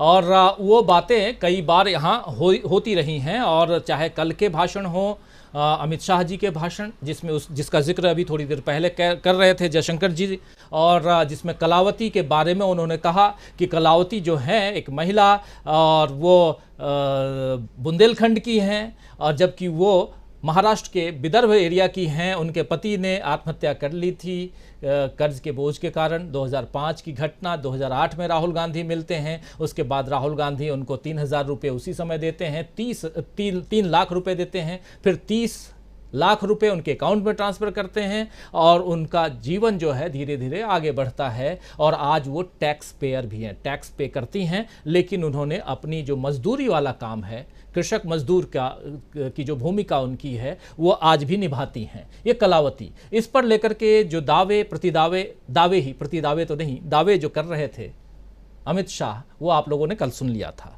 तो ये ऐसी बहुत सारी बातें होती हैं, और किन किन का जिक्र करें, किस बारे में जिक्र ना करें। आना चाहता हूं एक बार प्रशांत टंडन जी आपके पास। और बहुत महत्वपूर्ण बात है कि ये क्या पहली बार हो रहा है, आप लोग बताएंगे, या ऐसा पहले भी हुआ है कि नेता प्रतिपक्ष सस्पेंड हो गया है, नेता प्रतिपक्ष को ही सस्पेंड कर दिया गया है। और किस लिए किया गया है ये अभी मुझे जहां तक लग रहा है, मुझे अभी पूरी जानकारी नहीं है। अभी टीम को मैंने बोला है कि जब पता करके बताएं कि नीरव मोदी से तुलना कर दी थी इन्होंने, मोदी जी की तुलना शायद उसी मसले पे है, हो सकता है, मुझे ऐसा लग रहा है, शायद कह रहा हूं, अभी कंफर्म नहीं। क्योंकि जब अधीर रंजन चौधरी भाषण दे रहे थे तो उन्होंने नीरव मोदी का नाम लिया, और नीरव मोदी की तुलना उन्हीं के समकक्ष प्रधानमंत्री नरेंद्र मोदी को उन्होंने कह दिया था। तो हो सकता है कि, और इसमें कहा गया है कि जांच के बाद ही उनका सस्पेंशन टूटेगा, खत्म होगा, यानी जब तक जांच चलेगी तब तक वो सस्पेंड रहेंगे। तो विपक्ष का नेता सदन से सस्पेंड है। प्रशांत जी,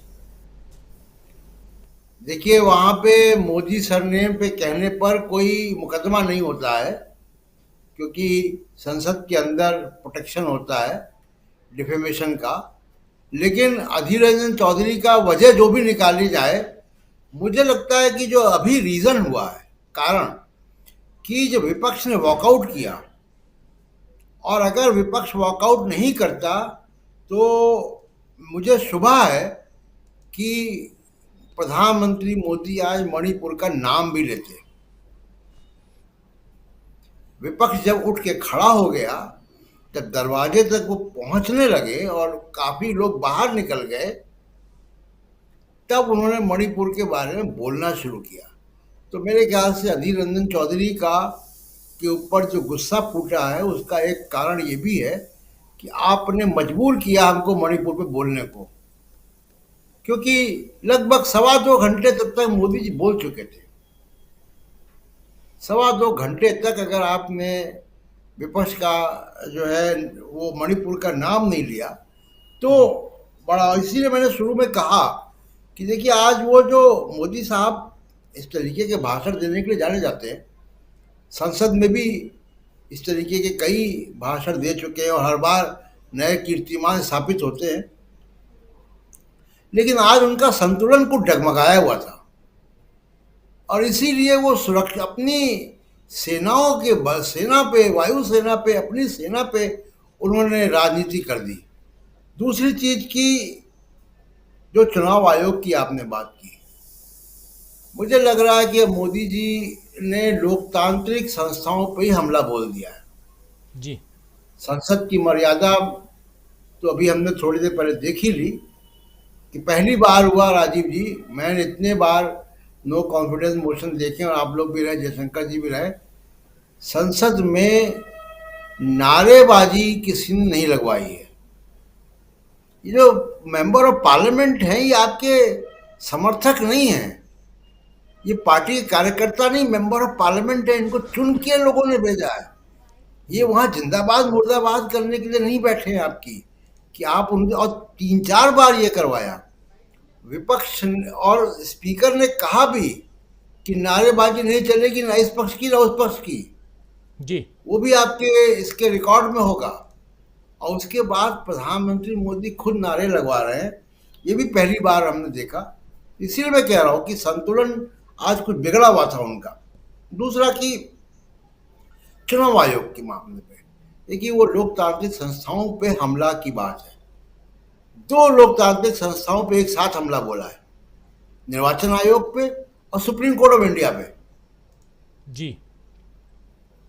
और मैं एक सवाल पूछना चाहता हूं, अगर वो अपने आदमी इलेक्शन कमीशन में क्यों बैठाना चाहते हैं मोदी जी? निष्पक्ष चुनाव निर्वाचन आयोग से क्या दिक्कत है? ये नियत का सवाल खड़ा होता है यहाँ पे। ये कौन सी मजबूरी है कि प्रधानमंत्री मोदी अपनी पसंद के अफसरों को चुनाव आयुक्त बनाना चाहते हैं और उसमें कोई सुप्रीम कोर्ट ऑफ इंडिया के चीफ जस्टिस का दखल नहीं चाहते हैं। और अब वहाँ पे नेता प्रतिपक्ष की मौजूदगी एक केवल सिंबल के तौर पर रह गई, प्रतीकात्मक है, क्योंकि वो मेजॉरिटी तो हमेशा से सरकार की होगी, एक मंत्री या प्रधानमंत्री, उन्हीं का मंत्री। तो नेता प्रतिपक्ष की वहाँ पे उस कोरम में मौजूदगी जो है वो एक प्रतीक है कि हो ना हो उसका कोई मतलब नहीं। तो इसलिए मुझे बड़ा ये इसमें एक अचरज हो रहा है कि क्या इनके दिमाग में आ रहा है कि इनको अपने लोग इलेक्शन कमीशन में बैठाने हैं सुप्रीम कोर्ट के जब चुनाव नजदीक कुछ महीने ही बाकी हैं तब। और दूसरे की देखिए, लगभग पूरा भाषण उन्होंने कांग्रेस और राहुल गांधी पे दिया है जी। आप प्रतिशत अगर बाद में निकाल लेंगे, मेरा अंदाज है कि लगभग 60 से 70% तक भाषण उनका कांग्रेस, इंडिया गठबंधन और राहुल गांधी पर रहा है। इसलिए मैं कह रहा हूं कि ये चुनावी भाषण नहीं था, ये कुंठित भाषण था, कुंठाओं से भरा हुआ भाषण था और एक घबराए हुए व्यक्ति का भाषण था जिसके पास एक मंच है। तो इसलिए मैं इस भाषण को बहुत दूरगामी भाषण नहीं मान रहा हूँ, लेकिन हाँ, ये भी लोकसभा के रिकॉर्ड में गया है, इतिहास के लोग देखेंगे, अब भविष्य के इतिहासकार देखेंगे इसको। और मुझे नहीं लगता राजीव जी कि इस भाषण का मोदी साहब के समर्थकों के ऊपर बड़ा मनोवैज्ञानिक असर पड़ेगा या उनका समर्थन बड़ा उद्वेलित हो जाएगा या उनको कुछ नए लोगों का समर्थन प्राप्त हो जाएगा या वो बहुत सारे ऐसे लोग जिनकी मोदी साहब इशारा कर रहे दरबारी, तो वो दरबारी इधर भी हैं, वो जो मास्टर स्ट्रोक लिखते हैं। मुझे नहीं लगता कि वो जो मास्टर स्ट्रोक लिखने वाले लोग हैं वो इस भाषण को भी मास्टर स्ट्रोक लिख पाएंगे। जी जी, बिल्कुल बिल्कुल। अधीर रंजन चौधरी को जैसा मेरा अनुमान था कि वही जो उनका भाषण था, उस भाषण में उन्होंने नीरव मोदी से तुलना करना, धृतराष्ट्र की तरह नीरव मोदी, और कुछ ऐसी बातें उन्होंने कही थी जिसको लेकर के ये नागवार गुजरी ये बातें, और अब उनको सस्पेंड कर दिया गया है। यानी अधीर रंजन चौधरी जो लोकसभा में विपक्ष के नेता हैं वो सस्पेंड हो गए हैं। जब तक जाँच चलेगी तब तक वो सस्पेंड रहेंगे। कल सदन का आखिरी दिन है, मानसून सत्र का आखिरी दिन है, और इसके बाद जब जांच पूरी हो जाएगी तो अधीर रंजन चौधरी जो हैं वो वापस आएंगे सदन में। मतलब उनकी उपस्थिति अगले, हो सकता है कि अगले सत्र में जो विंटर सेशन होगा उसमें हम देखेंगे। आना चाहता हूं एक बार फिर से जयशंकर जी आपके पास। जयशंकर जी, कैसे देखा जाए प्रधानमंत्री नरेंद्र मोदी के भाषण, और उसमें क्या सही तथ्य हैं, क्या गलत तथ्य हैं, इस पे तो खूब चर्चा होगी और कई बार चर्चा करेंगे हम लोग। लेकिन आज जो कुछ इसके मणिपुर को लेकर के ये चर्चा रखी गई थी, अविश्वास प्रस्ताव, विपक्ष अविश्वास प्रस्ताव लेके आया, विपक्ष को फाइनली वॉकआउट करना पड़ा। लेकिन विपक्ष की तरफ से जो भाषण दिए गए, उस भाषण में कई ऐसे भाषण थे जो लाजवाब थे। इसलिए लाजवाब कहे जा सकते हैं क्योंकि वो बिल्कुल टू द पॉइंटेड, देश में जो कुछ हो रहा है, मणिपुर में जो कुछ हो रहा है, उन मसलों को बहुत नज़दीकी से उजागर किया गया था। प्रधानमंत्री नरेंद्र मोदी से भी ऐसी ही अपेक्षा की गई थी, उम्मीद थी कि वो उन तमाम मसलों को अपने 2 घंटा 13 मिनट के भाषण में लेकर आएंगे। लेकिन प्रधानमंत्री नरेंद्र मोदी यहां कह रहे हैं कि बेंगलुरु में जो बैठक हुई उसमें मैं बहुत संवेदनशील इंसान हूं और संवेदनाएं प्रकट करना चाहता हूं, ऐसी तमाम बातें कह रहे हैं। जहां यूपीए का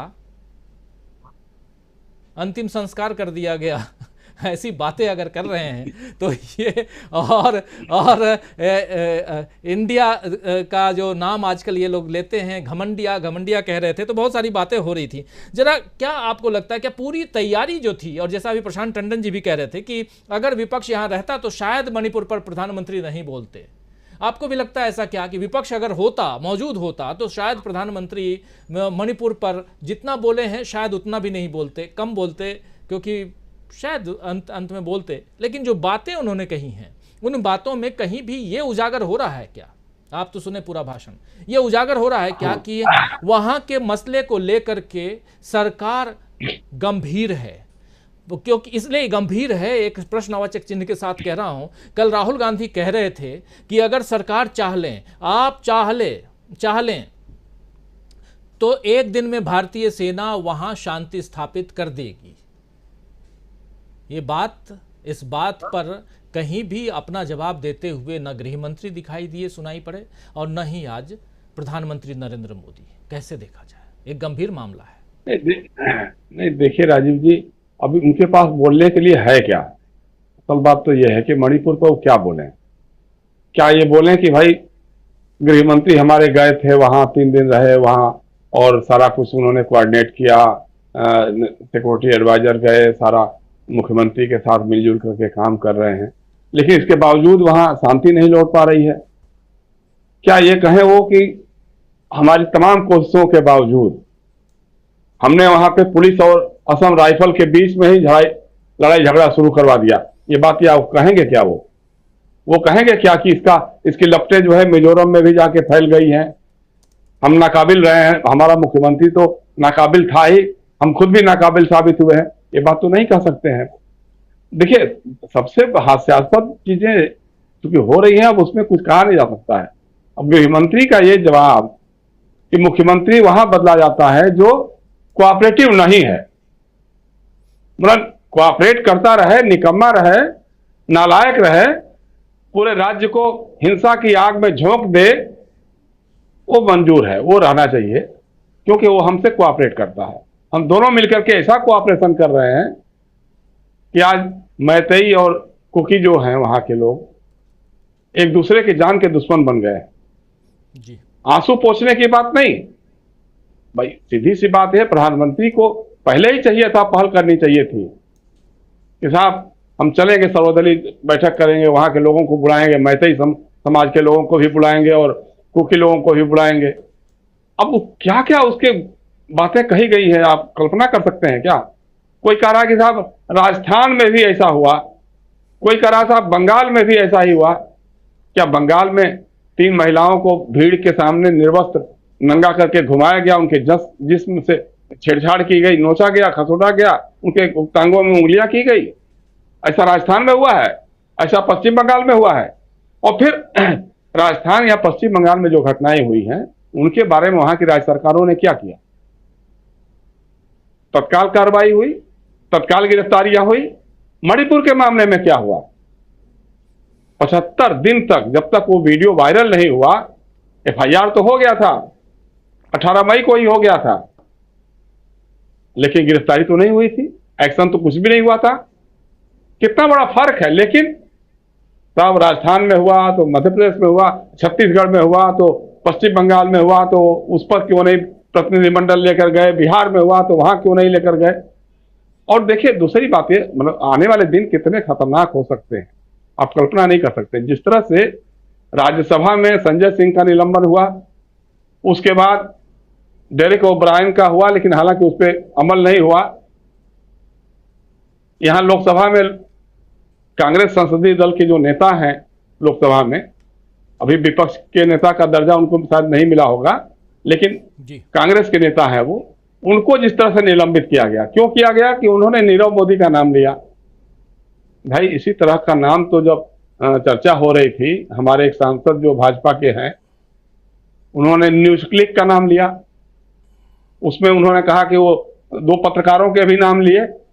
वो पत्रकार तो वहां मौजूद होकर जवाब नहीं दे सकते थे, क्यों उनका नाम लिया आपने? आज जब गिरधारी यादव जनता दल यू के अपने भाषण में RSS का नाम ले रहे थे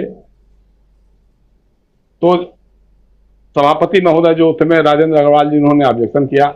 और जब उन्होंने कहा कि साहब तेलंगाना के जो भाजपा के सांसद हैं संजय बंटी, वो भी तो RSS का नाम ले रहे थे, तो क्या कहा गया? वो तो RSS के पक्ष में बोल रहे थे। मतलब RSS के पक्ष में बोलिए तो ठीक है, RSS के खिलाफ बोलिए कि जाति जनगणना बिहार में नहीं होने देना चाहते हैं लोग, या देश भर में नहीं होना देना चाहती है RSS या बीजेपी, तो वो गलत हो जाएगा। मतलब इस तरह की चीजें, मतलब सीधी सी बात है कि असहमति को अब इस देश में बर्दाश्त नहीं किया जाएगा। ये मैसेज देने की कोशिश की जा रही है। आने वाले सत्रों में हमको लग रहा है कोई भी थोड़ा कुछ खुल करके बोलेगा तो उसको या तो निलंबित कर दिया जाएगा या बाहर कर दिया जाएगा। आज तक ये तो संयोग से विपक्ष के लोगों की भी बलिहारी है, उन्होंने कोई सवाल नहीं उठाया इस पर। 4 साल हो गए, लोकसभा का उपाध्यक्ष अभी तक नहीं है। क्यों नहीं है भाई? किसी विपक्ष के सांसद ने भी नहीं पूछा कि माननीय प्रधानमंत्री जी लोकसभा का उपाध्यक्ष ही किसी को बना लीजिए, अपना ही किसी आदमी को बना लीजिए। क्यों नहीं हुआ? संवैधानिक संस्थाओं को नष्ट करने का काम, देखिए मोदी जी उस शासन प्रक्रिया के समर्थक हैं, या उसके मतलब क्या कहा जाए, पुरोधा कह सकते हैं, जो कमिटेड जुडिशरी चाहता है, जो कमिटेड ब्यूरोक्रेसी चाहता है, जो कमिटेड मीडिया चाहता है, जो कमिटेड जितनी स्वायत्त संस्थाएं हैं, चाहे चुनाव आयोग है, चाहे जो भी है, वो कमिटेड होना चाहिए, हमारे हाथ में होना चाहिए, ये चाहते हैं। और इसीलिए आप सोचिए, जिस ढंग से दिल्ली में सेवा विधेयक को पास कराया गया, वो सीधे सीधे सुप्रीम कोर्ट की अवमानना थी, क्योंकि सुप्रीम कोर्ट ने फैसला दिया था कि दिल्ली के मामले में चुनी हुई सरकार के पास अधिकार ज्यादा होने चाहिए। उसको रद्द करके इन्होंने विधेयक लाके पास किया। चुनाव आयोग के मामले में कि तटस्थ दिखाई दे, स्वायत्त शासी संस्था है चुनाव आयोग, उसकी एक तटस्थता, उसकी निष्पक्षता दिखाई दे, इसलिए सुप्रीम कोर्ट ने के 5 जजों की बेंच ने व्यवस्था की थी कि साहब प्रधानमंत्री रहेंगे, चीफ जस्टिस ऑफ इंडिया रहेंगे और विपक्ष के नेता रहेंगे। अब विपक्ष के नेता के कह करके हो सकता है कह देंगे कि साहब विपक्ष का नेता तो कोई है ही नहीं है, तो हम किसको बुलाएंगे? हालांकि तब वो राज्यसभा के विपक्ष के नेता को बुला सकते हैं, लेकिन अब वो खत्म करके अब सीधा सीधा ये हो जाएगा कि एक कैबिनेट मिनिस्टर हो जाएगा, एक प्रधानमंत्री हो जाएंगे और एक विपक्ष के नेता हो जाएंगे। 2-1 के बहुमत से जो चाहेंगे प्रधानमंत्री जी अपना, या सरकार जो चाहेगी वो करवा लेगी। तो सीधी सी बात है। अब विपक्ष के, देखिए ये सबसे बड़ी बात रही है राजीव जी, इस 3 दिनों की बहस में विपक्ष की सबसे बड़ी जो कामयाबी रही है कि आज तक कभी इतने नेताओं को एक साथ इतने सब विषयों पर बोलने का मौका नहीं मिला।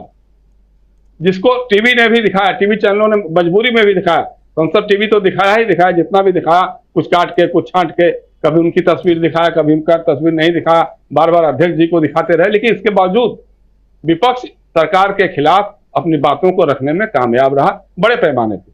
और भी मजबूती से कही जा सकती थी बातें, थोड़ी तैयारी होती तो और भी हो सकती थी, लेकिन ये बात तो हो गई, इन्होंने तो अपनी बात को रख लिया।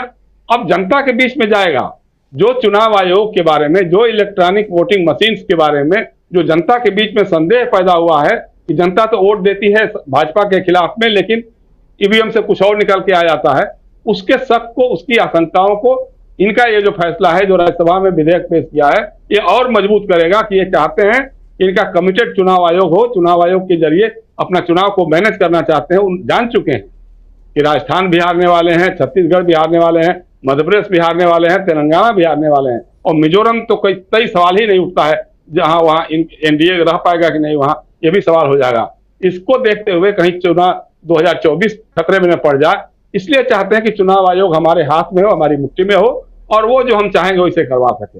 जी राजीव जी जी बिल्कुल बिल्कुल, बहुत सारी बातें यहाँ हम एक बार फिर से आना चाहता हूँ मैं डॉक्टर प्रकाश हिंदुस्तानी जी आपके पास। एक मुद्दा कल उठा था, फ्लाइंग किस का मुद्दा, उस पर कल हम लोगों ने चर्चा थोड़ी सी की थी, और हम लोग ही क्योंकि चूँकि वो मामला ऐसा है कि कहीं भी रिकॉर्ड में नहीं है, वो सदन के अंदर का मामला भी नहीं है वैसा, और कुछ वैसा मामला था नहीं, और राहुल गांधी के भाषण को कहीं ना कहीं उससे किनारा करने के लिए एक मामला ये सामने लाया गया था। क्या हम अब जो कुछ चल रहा है डॉक्टर प्रकाश हिंदुस्तानी जी, मैं उस फ्लाइंग किस पे नहीं जाना चाहता हूं, क्योंकि एक बिल्कुल सोची समझी रणनीति के तहत राहुल गांधी को फिर से डिफेम करने की कोशिश वो थी, और उस पे कहीं ना कहीं सत्ता पक्ष नाकाम होता हुआ दिखाई दिया है, और बहुत घबराहट में सत्ता पक्ष दिखाई भी दिया जब राहुल गांधी भाषण दे रहे थे। आप बॉडी लैंग्वेज और तमाम चीज़ों को देखिए, साफ समझ में आता है।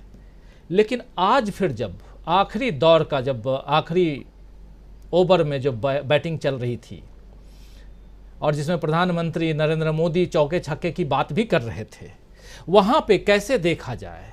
अब यहाँ से चूँकि अब कल वो ख़त्म हो जाएगा, ये संसद का जो सत्र है ये ख़त्म हो जाएगा, और चुनावी मोड में सब आ जाएंगे पूरा का पूरा, क्योंकि अब विंटर सेशन तक कोई भी मतलब विंटर सेशन में जाने से पहले चुनाव है, 5 राज्यों के चुनाव है, जिसका जिक्र अभी कर रहे थे जयशंकर गुप्त जी, और आप चुनावी राज्य में बैठे हुए हैं।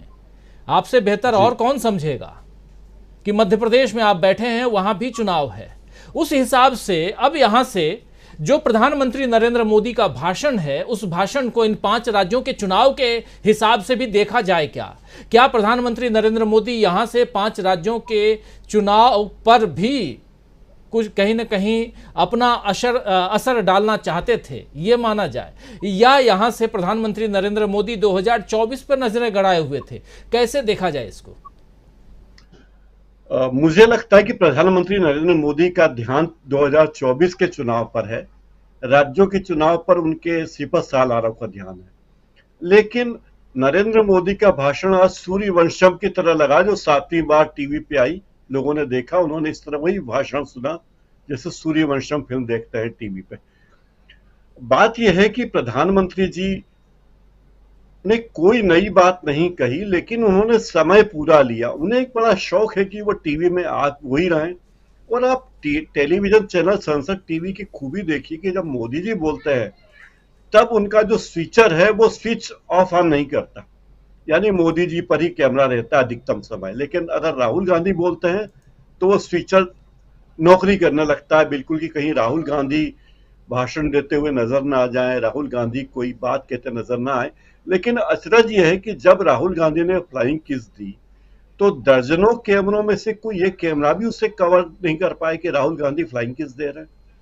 हेमा मालिनी ने बयान दिया कि मैंने तो देखा नहीं उन्हें फ्लाइंग किस देते हुए। तो मतलब ये फ्लाइंग किस ऐसा था जो केवल स्मृति ईरानी को नजर आया और किसी को नजर नहीं आया। वो अदृश्य फ्लाइंग किस था, एक अलग तरह का फ्लाइंग किस था, ऐसा रहा होगा। आज प्रधानमंत्री मोदी जी ने जो भी बातें कही वो बातें ये थी कि मैं बहुत महान हूं, मेरी सरकार के विरोधी जो हैं वो बिल्कुल दुर्भाग्यशाली लोग हैं। भविष्य केवल बीजेपी का है, भविष्य केवल एनडीए का है, और ये इंडिया वाले लोग या यूपीए वाले लोग बहुत ही देश विरोधी तत्वों से मिले हुए हैं। विदेश में जाके ये भारत की बदनामी करते हैं। मुझे देखिए, मैं कितना नाम कर रहा हूं देश का, ये ब्रैकेट में है ये बात, कोट अनकोट कर सकते हैं कि मणिपुर के मामले में दुनिया भर की संसदों में जो हो रहा है उसके बारे में कोई बात वो कहना नहीं कहेंगे। आज वो ये बात कहना भूल गए कि कांग्रेस पार्टी का नाम जो है, कांग्रेस तो अमेरिकी संसद कहलाती, तो वो नाम भी चोरी का है, ये कहना भूल गए वो, वरना उन्हें हर चीज लगती। और आज उन्होंने जिस तरह यूपीए के अंतिम संस्कार की बात कही, तो जनसंघ का भी कभी अंतिम संस्कार हुआ होगा और बीजेपी पैदा हुई होगी, ये बात भी कह सकते थे, लेकिन नहीं, उन्होंने केवल जुमलेबाजी की। और जुमलेबाजी में उनका, नरेंद्र मोदी की दो खूबियां हैं, बहुत बेहतरीन जुमले बोलते हैं और पंडित मुखराम शर्मा के सौतेले भाई लगते हैं, जिस तरह के डायलॉग राइटर वो होंगे, वो लिखते हैं, बिल्कुल दिलचस्प डायलॉग बोलते हैं। दूसरी बात, वो ऐसा कोई मौका नहीं छोड़ते जब वो अपना बैरोमीटर लेकर बैठ जाते, हमने ये किया, हमने ये किया और हमने ये किया, यानी हमारे अलावा किसी ने कुछ किया ही नहीं, और विपक्ष ने जो कुछ किया, अब तक जो कुछ भी हुआ है उसका कोई मतलब नहीं, और हम देश को बहुत ऊपर तक ले जाएंगे। अगर आप शेयर बाजार में डील करते हैं तो सरकारी कंपनियों के शेयर खरीद लीजिए, मुकद्दर बन जाएगा। और मैं जिसके साथ में घूमता हूं वो सब तो बेचारे सत्यवादी हरिश्चंद्र हैं, लेकिन ये लोग ही, विपक्ष के लोग ही दुर्भावना वाले हैं, ये ही पापी लोग हैं, ये मोदी जी की भावना होती है। तो उन्होंने मोटे तौर पर उन्होंने कोई ऐसी बात नहीं की, लेकिन पूरी बातें विपक्ष का मजाक उड़ाना और अपनी जय जयकार करना, ये कहना वो नहीं भूले। राजीव जी, जब विपक्ष बाहर आया तो प्रेस कॉन्फ्रेंस की विपक्ष में भी कांग्रेस पार्टी की तरफ से गौरव गोगोई ने, और गौरव गोगोई ने कुछ जो बातें रखी थी उस समय लाइव आपको सुनाया था, आखिर का पार्ट था। प्रेम कुमार जी आपके पास आने से पहले गौरव गोगोई क्या कुछ रख रहे हैं वो आप तक पहुंचाना चाहूँगा। और यहाँ सबसे महत्वपूर्ण बात यह है कि विपक्ष वॉकआउट करता है, उसके बाद प्रधानमंत्री नरेंद्र मोदी मणिपुर का मां कहते हैं। और जैसा कह रहे थे अभी प्रशांत टंडन जी थोड़ी देर पहले कि शायद अगर विपक्ष वॉकआउट नहीं करता तो हम आज प्रधानमंत्री नरेंद्र मोदी ने जो भी बात रखी है मणिपुर को लेकर के, नॉर्थ ईस्ट को लेकर के, और देखिए चर्चा इसलिए भी तो जरूरी है क्योंकि एक सरकार क्या कुछ चाहती है, सरकार जो कुछ हो रहा है मणिपुर में, जो कुछ पूर्वोत्तर में हो रहा है या हरियाणा में हो रहा है उस पर, और हम लोग भी कहते हैं कि भाई हरियाणा में इतनी बड़ी घटना घट गई और प्रधानमंत्री ने एक मैसेज तक नहीं दिया, एक पैगाम तक नहीं दिया। देश के मुखिया होने के नाते आपसे उम्मीद तो की जा सकती है ना कि आप कम से कम शांति की अपील करें। ट्रेन में एक घटना घट जाती है, एक इंसान जाकर के और कपड़े से पहचानता है, उसके हुलिया से पहचानता है और जान ले लेता है, और उसके बाद अगर प्रधानमंत्री कुछ न कहें, सिंगोल की स्थापना करते हैं, नए आप संसद भवन का उद्घाटन करते हैं और वहीं से 500 मीटर की दूरी पर लड़कियां जो हैं वो पैरों तले कुचली जा रही हैं, उनको घसीटा जा रहा है सड़कों पे, पहलवान लड़कियों की बात कर रहा हूं, और आप उस पर भी कुछ नहीं कहते हैं। किसानों का आंदोलन था, आप याद कीजिए कि लंबा वक्त तक चला, 13 महीने तक किसानों का आंदोलन चलता है, लेकिन जब चुनाव का वक्त आता है तब प्रधानमंत्री नरेंद्र मोदी कहते हैं कि शायद मुझसे ही भूल हो गई थी, मैं नहीं पहचान पाया, और इसलिए वो तीनों कानून को वापस ले लेते हैं। तो ये जो हठधर्मिता है प्रधानमंत्री की, एक जो हठीपन है, क्या लोकतंत्र में ये हठीपन होना चाहिए या ये राजतंत्र की तरफ बढ़ता हुआ कदम दिखाई देता है? इस पर भी आपसे चर्चा करना चाहूंगा, लेकिन उससे पहले गौरव गोगोई क्या कुछ कह रहे थे जरा सुन लेते हैं। अभी मंत्री परिषद पर अविश्वास प्रस्ताव पर प्रधानमंत्री मोदी जी पिछले 2 घंटों से अपनी बात रख रहे हैं। ये अविश्वास प्रस्ताव इंडिया अलायंस के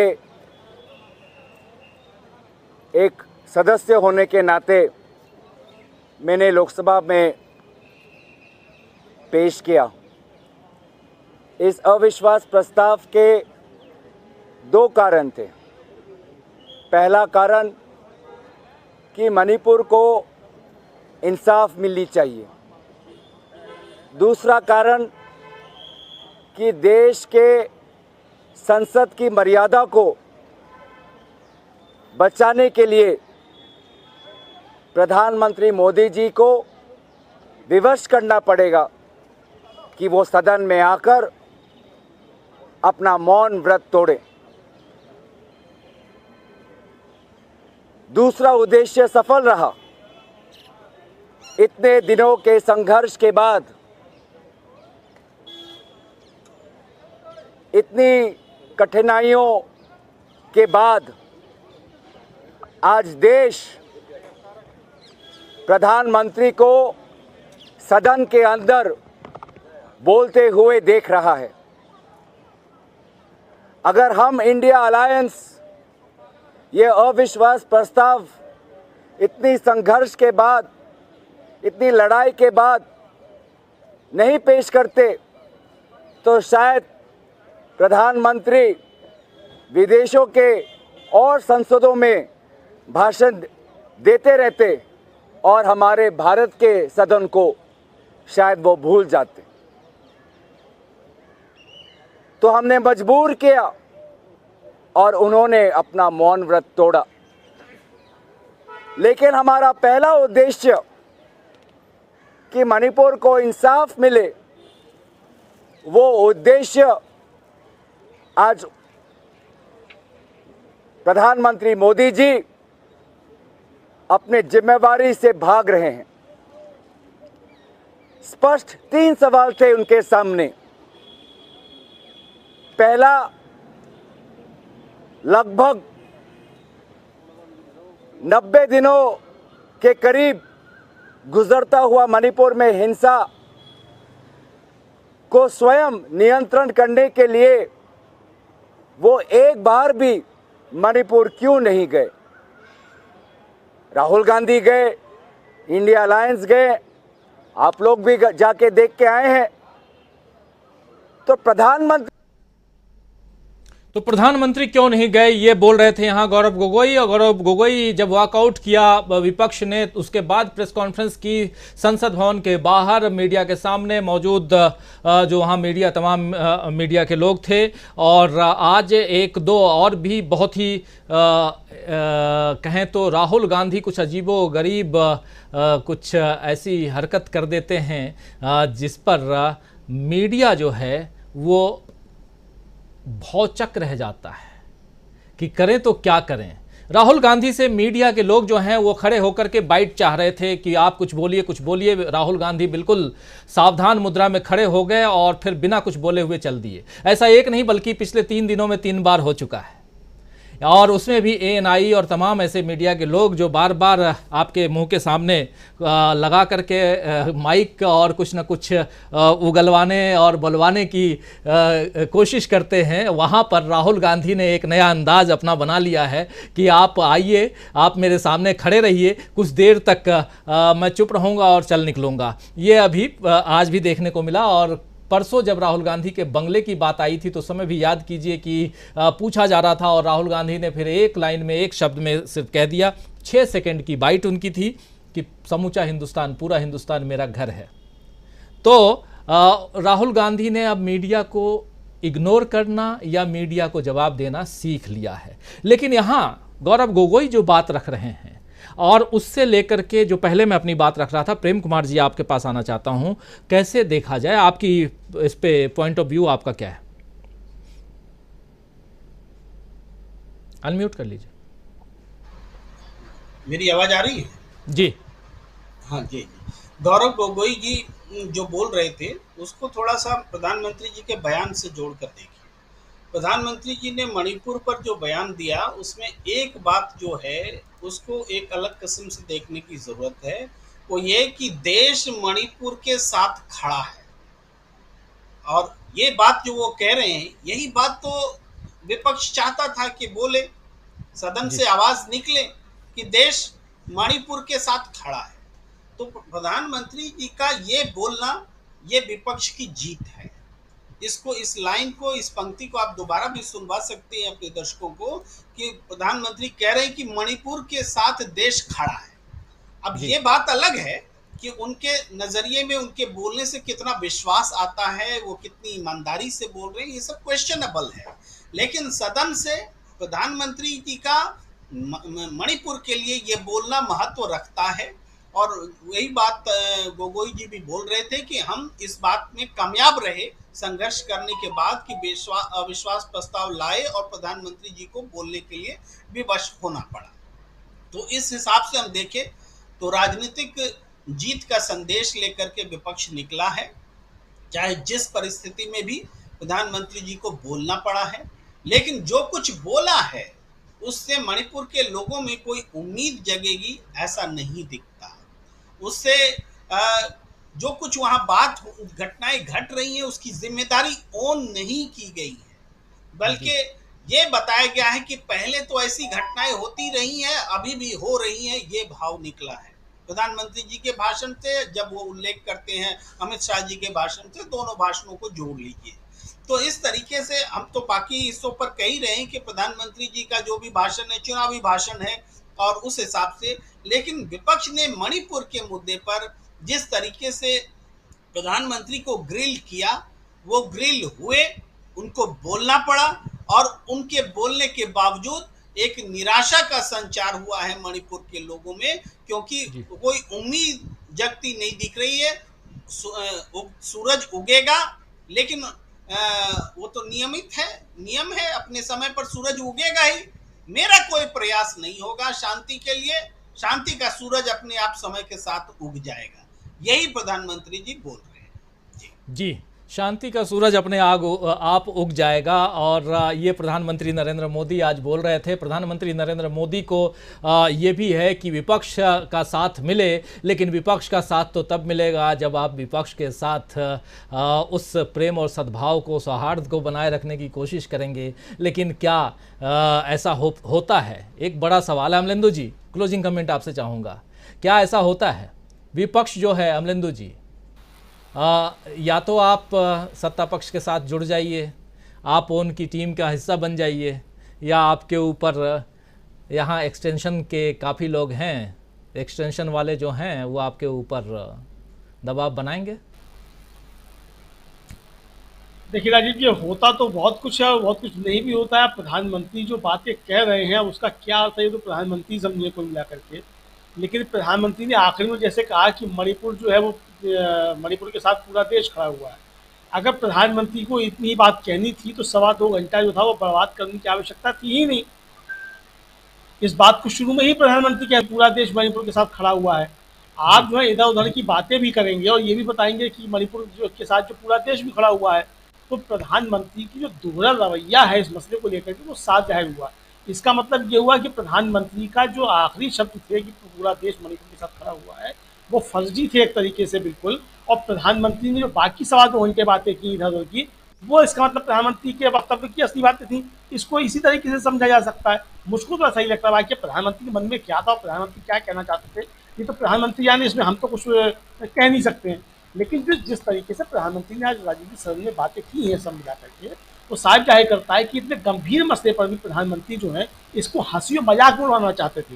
यानी 2.25 घंटा उन्होंने जो मणिपुर जैसे गंभीर मसले को हंसी और मजाक में उड़ाने की कोशिश की, और पूरा जो सत्ता पक्ष था वो खिलखिला के हंसता रहा। यानी मणिपुर की घटना ऐसी थी जिस पर सत्ता पक्ष को हंसना जरूरी था, खिलखिलाना जरूरी था, प्रधानमंत्री का कटाक्ष करना जरूरी थे। मुझे लगता है कि प्रधानमंत्री को ये आत्मावलोकन और आत्मालोचन जो है इस करने की आवश्यकता है कि इतने गंभीर मसले पर प्रधानमंत्री ने जिस हल्की तरीके की बातें की हैं, ये भारत जैसे दुनिया के सबसे बड़े लोकतंत्र के प्रधानमंत्री को किसी भी हाल में शोभा नहीं देता है। नरेंद्र मोदी को शोभा दे सकता है, एक व्यक्ति नरेंद्र मोदी को शोभा दे सकता है, लेकिन भारत के प्रधानमंत्री को कतई शोभा नहीं दे सकता है कि इतने गंभीर मसले पर प्रधानमंत्री इतनी हल्की तरीके की बातें करें।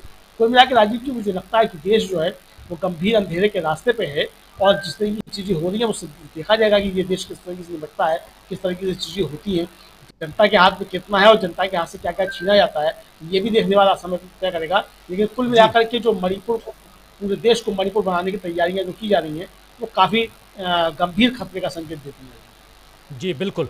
बिल्कुल, एक जो आखिरी लाइन आपकी है वो बहुत महत्वपूर्ण लाइन है, और मणिपुर के बाद जो हरियाणा में हुआ, मेवात नूह में हुआ, वैसी घटना और ना हो, ये इसकी चिंता होनी चाहिए सरकारों को, लोकल सरकारों को भी और केंद्र सरकार को तो ज़रूर।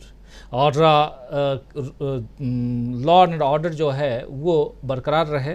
और दूसरी तरफ चुनाव का वक्त है और चुनाव आयोग पर निगाहें टिकी हैं सरकार की, और नया बिल जिसकी शुरुआत में हमने चर्चा की थी कि एक नया बिल लेकर के सरकार आज राज्यसभा में उसको पेश कर दिया गया है, और उस अध्यादेश के मुताबिक अब सीजेआई यानी चीफ जस्टिस ऑफ इंडिया चुनाव आयुक्त की नियुक्ति का जो पैनल है 3 लोगों का, जिसमें सीजेआई होते हैं और उनके अलावा प्रधानमंत्री होते हैं और नेता प्रतिपक्ष या विपक्ष कहें वो होता है, यानी कि आज की तारीख में अधीर रंजन चौधरी। लेकिन सीजेआई को हटाना और वहाँ पर सरकार के मतलब मोदी सरकार अगर है तो मोदी सरकार के एक मंत्री को लाना, नॉमिनेट करना, ये अपने आप में एक ऐसी रणनीति पर सरकार काम कर रही है कि आने वाले समय में चुनाव आयोग हमारा हो, जो भी सरकार है। आज मोदी सरकार है तो मोदी सरकार, कल कोई और सरकार हो तो कोई और सरकार। नियम जो है वो उसी हिसाब से होने चाहिए जहां एक बैलेंस हो। तो क्या यहाँ बैलेंस दिखाई देता है? इस पे भी आने वाले समय में चर्चा करेंगे। लेकिन आज प्रधानमंत्री नरेंद्र मोदी का जो भाषण था, उस भाषण से लोगों को उम्मीदें बहुत थीं, लेकिन उम्मीदों पर कहीं ना कहीं पानी फिरता हुआ दिखाई दिया। प्रधानमंत्री नरेंद्र मोदी विपक्षी दलों पर हमला करते हुए नजर आए। यूपीए से इंडिया क्यों बना और इंडिया में क्या कुछ है, क्विट इंडिया से लेकर के तमाम ऐसे नारे वहां लगवाते हुए प्रधानमंत्री नरेंद्र मोदी नजर आए, और कहीं ना कहीं चुनावी भाषण नजर आया। चुनावी भाषण से निकलकर लोगों को महंगाई, बेरोजगारी और देश की जो समस्याएं हैं, तमाम समस्याएं, उस पर चर्चा करना ज़रूरी होता और लोग सुनते तो अच्छा लगता। खैर, इस कार्यक्रम को समाप्त करूं उससे पहले बहुत शुक्रिया अदा करना चाहता हूं डॉक्टर प्रकाश हिंदुस्तानी जी, जयशंकर गुप्त जी, प्रशांत टंडन जी, हमारे साथी अमलेंदु उपाध्याय जी, और साथ में जुड़े थे प्रेम कुमार जी। आप सबको बहुत बहुत शुक्रिया, बहुत धन्यवाद इस गंभीर चर्चा में हिस्सा लेने के लिए, भाग लेने के लिए। और आप तमाम साथी जो हमारे साथ बने हुए हैं, जुड़े हुए हैं। एक बहुत ही इंपॉर्टेंट डे कहें तो, एक महत्वपूर्ण दिन, और इस दिन भर उम्मीद थी